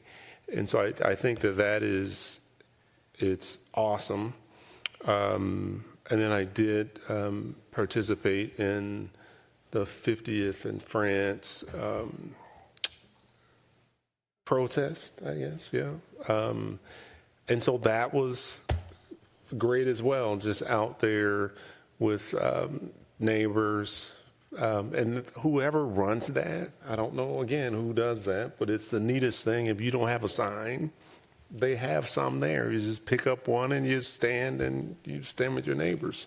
And so I thought that was cool. And then the last thing I'll mention, a friend of mine sent me a post, and I'm sure you guys have probably all seen it, but it said, if you ever wondered what you would have done during the Holocaust, during civil rights, or what was the third one? There was a third. You're doing it right now. So I have encouraged people, don't try to judge what you're doing based on what somebody else is doing. If you want to get involved, just figure out how you feel most comfortable being involved and just do that. And that will be enough. And so I definitely appreciate what the community is doing broadly, and it definitely warms your heart. So thank you. Thank you for that. Councilmember Jackson. Thank you. So I got to do something fun today. I participated in the History Day at the high school, and it's always wonderful to see young minds thinking about the past and its relevance to the future. I agree with you, Member Pierce, that we didn't. What would you have done during the Holocaust? And here we are. I think everybody with a good heart is doing all they can. It's not enough. And we're all doing the best that we can. I believe in the dignity of every individual, and I believe in the rule of law. And those are the two principles that are guiding me. And I have reached out to staff both at the school district and here, so in the future we can figure out a structure for these mass outpourings of volunteerism. People don't want to necessarily volunteer every day for the rest of their life for the city of Edina, but when these things occur, I'd like to see a structure where we can channel the energy to where it needs to be addressed. It's the courage that people have is very inspiring. It's just absolutely mind-boggling what we're living through. And I really think one of the recommendations that the staff task force put together is to start gathering data on 911 calls about ICE in our area. If you feel even remotely unsafe, if you see something happening that makes you feel unsafe, please do call the police. If for nothing else, we want to build an evidentiary record of what's been going on. They've changed the label on the back of their uniforms. It says Edina Police. They're here to help us and keep us safe. And so we're here as your partners. We wish we could do more. But it's just a horrible situation. But do think of us as our police are here to keep you safe. If you don't feel safe, call them, and everybody hang in there. Good, thanks for that. Member Risser. Thank you. And I just want to give a shout out to Edina staff who have been working on our website. And if you go to our home page now, at the very top, there is a banner that you cannot miss. There's a red button and immigration help in caps, which is very informative, I think, as you scroll down on that website. And there it is. See, there's the button. And if we click on that, you can see the latest news. And I'm not going to ask that we click on the view the news, but encourage people to view the news, watch Agenda Edina. And then moving down, you have additional links. If you have questions about police approach to immigration enforcement, there's a lot of information right there. And I just want people to know about this site because it is being updated regularly, true? Yes. And it does have a lot of information, including immigration and legal help, basic needs, other resources. So shout out to that. And please, if you have not visited this site and clicked on the links, please do so. We are doing a lot of things, and we're hearing from a lot of residents. We're getting some really good feedback and ideas about what we could do. Some of the things that are being suggested are things that pertain to information that we've already posted online. So please go take a look at that and know that we are very engaged and working toward helping community as best we can. So thank you. Yeah, thanks for that. Well, I spent, I left Tuesday noon to go to the U.S. Conference of Mayors meeting. And then it started Wednesday morning. I left Tuesday afternoon out in Washington, D.C., the winter meeting. And I can give you a quick overview of that meeting Wednesday, Thursday, Friday. It was over about 2 o'clock. So I was able to get home on Friday night. And just by serendipity, ended up coming back on the same plane with our 2 U.S. senators. So that was interesting to have conversations with them, both at the airport and then once we got home to walking the baggage. Wednesday, we had the plenary session in the morning, and then some good conversation around housing. And then towards the end of the morning on Wednesday, they always have a press conference, and one of the big topics, of course, whether it's local or national, is housing. And so the president and a couple of the other officers talked about housing and some other issues. And then Elizabeth Couts from Mayor Burnsville was asked to address the situation in Minnesota and did just an excellent job of kind of setting the stage and talking about issues that we were facing in our state and particularly in her town, and business closures and other things that were occurring as a result of immigration enforcement activity. And then one of the reporters asked the crowd of mayors, there were probably 50 mayors at the press conference, well, is anybody in Minnesota doing anything with any other city? And of course, we had just formed this coalition of about 13 cities that are working together as a result of 2 meetings we had here on a Friday noon and with our chiefs and our city managers and mayors in Eden Prairie was the following week. And then our city managers and staff went to work right away, just like we had been working internally on this task force. They went to work right away getting a consultant hired that would assist us. And then I think a statement's been released relative to that coalition activity. And so as we were saying there at the press conference, and somebody said, what about, is anybody working on this in Minnesota? Then both Eden Prairie and Burnsville kind of pushed me up. I said, go tell them what we're working on. So I went out and talked for a short period of time on what we were working on and how people in Minnesota were addressing this issue on a broad sort of basis. And it was I thought that overall it was really effective press conference. And it's all on C-SPAN if you want to see that. Wednesday afternoon was the meeting I have to chair for Transportation Standing Committee. And we had U.S. DOT General Counsel there. We had NACO, National Association of Counties, National Association of Municipal Planning Organizations, AMPO. We're all working together, the local governments, AMPO, NACO, on trying to get more surface transportation money on the reauthorization directed to cities in particular and local units of government, which is not the way it usually goes. Usually the money goes at the state DOTs and it dribbles out from there. But the situation with respect to transportation infrastructure has changed so much in our country since COVID. There's so much more emphasis on local road pressures and systems with all these at-home deliveries and all the pressure on local streets. Some of the cities that have big Amazon warehouse distribution operations, their roads that would normally last 50 years are starting to get torn up and destroyed. So we need more money coming to the cities, the counties, the municipal planning organizations directly. And so we've instituted this concept of localism, and I think we're getting some traction around it, especially with those 3 organizations working together. And so that was encouraging. And then we had a good conversation with US DOT too, and for us fellow lawyers, the guy, he has got 400 lawyers working for him. Wow. So a pretty good-sized law firm, and it was a real pleasant dialogue there as well.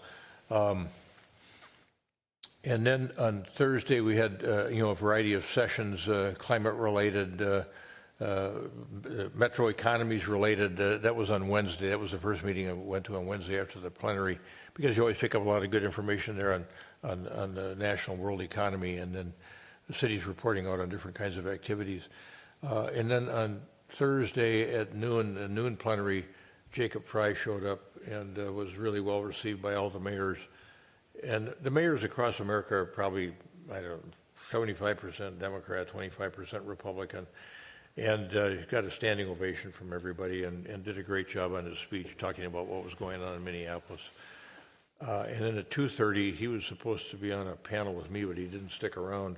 And I had been asked to, I think it was kind of a backup for him a couple weeks before, to be ready to go on this immigration enforcement panel with the mayor of Denver, the mayor of Portland, the mayor of Brownsville, Texas, a public interest law firm that's involved in some of the litigation that's going on around the country, and then me from Minnesota, and that went well too. I was pleased with how my prepared remarks came out, and so that was, and people were appreciative of what was going on in Minnesota from a mayor's perspective.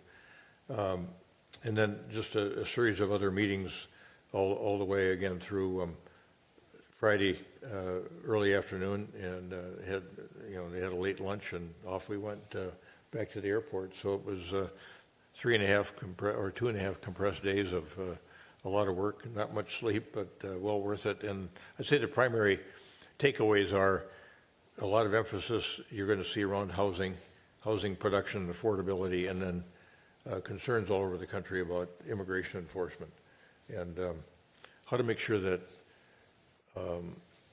immigration and customs and border patrol are engaged in constitutional policing, and trying to get them to change their policies and go back to policies they used to have about staying away from churches, staying away from schools, and staying away from medical facilities. So whether we'll get anywhere on that, but we'll all keep working on it. And this drawdown today helps. And there are other things happening that I can keep you posted on as we get further along, including some other litigation matters that are brewing, I understand. So, so that's a short report from the U.S. Conference of Mayors meeting, and I think that's it for me. Anybody else have anything that they thought of they wanted to talk about? Okay. Is there a motion to adjourn? So moved. Member Jackson moves. Member Pierce seconds the motion to adjourn the meeting of the United City Council this 4th day of February 2026 at 10:57 p.m. All those in favor of adjournment say aye. Aye. Opposed? Carried. We stand adjourned. Watching this, I'd like to reaffirm my comments from several hours ago.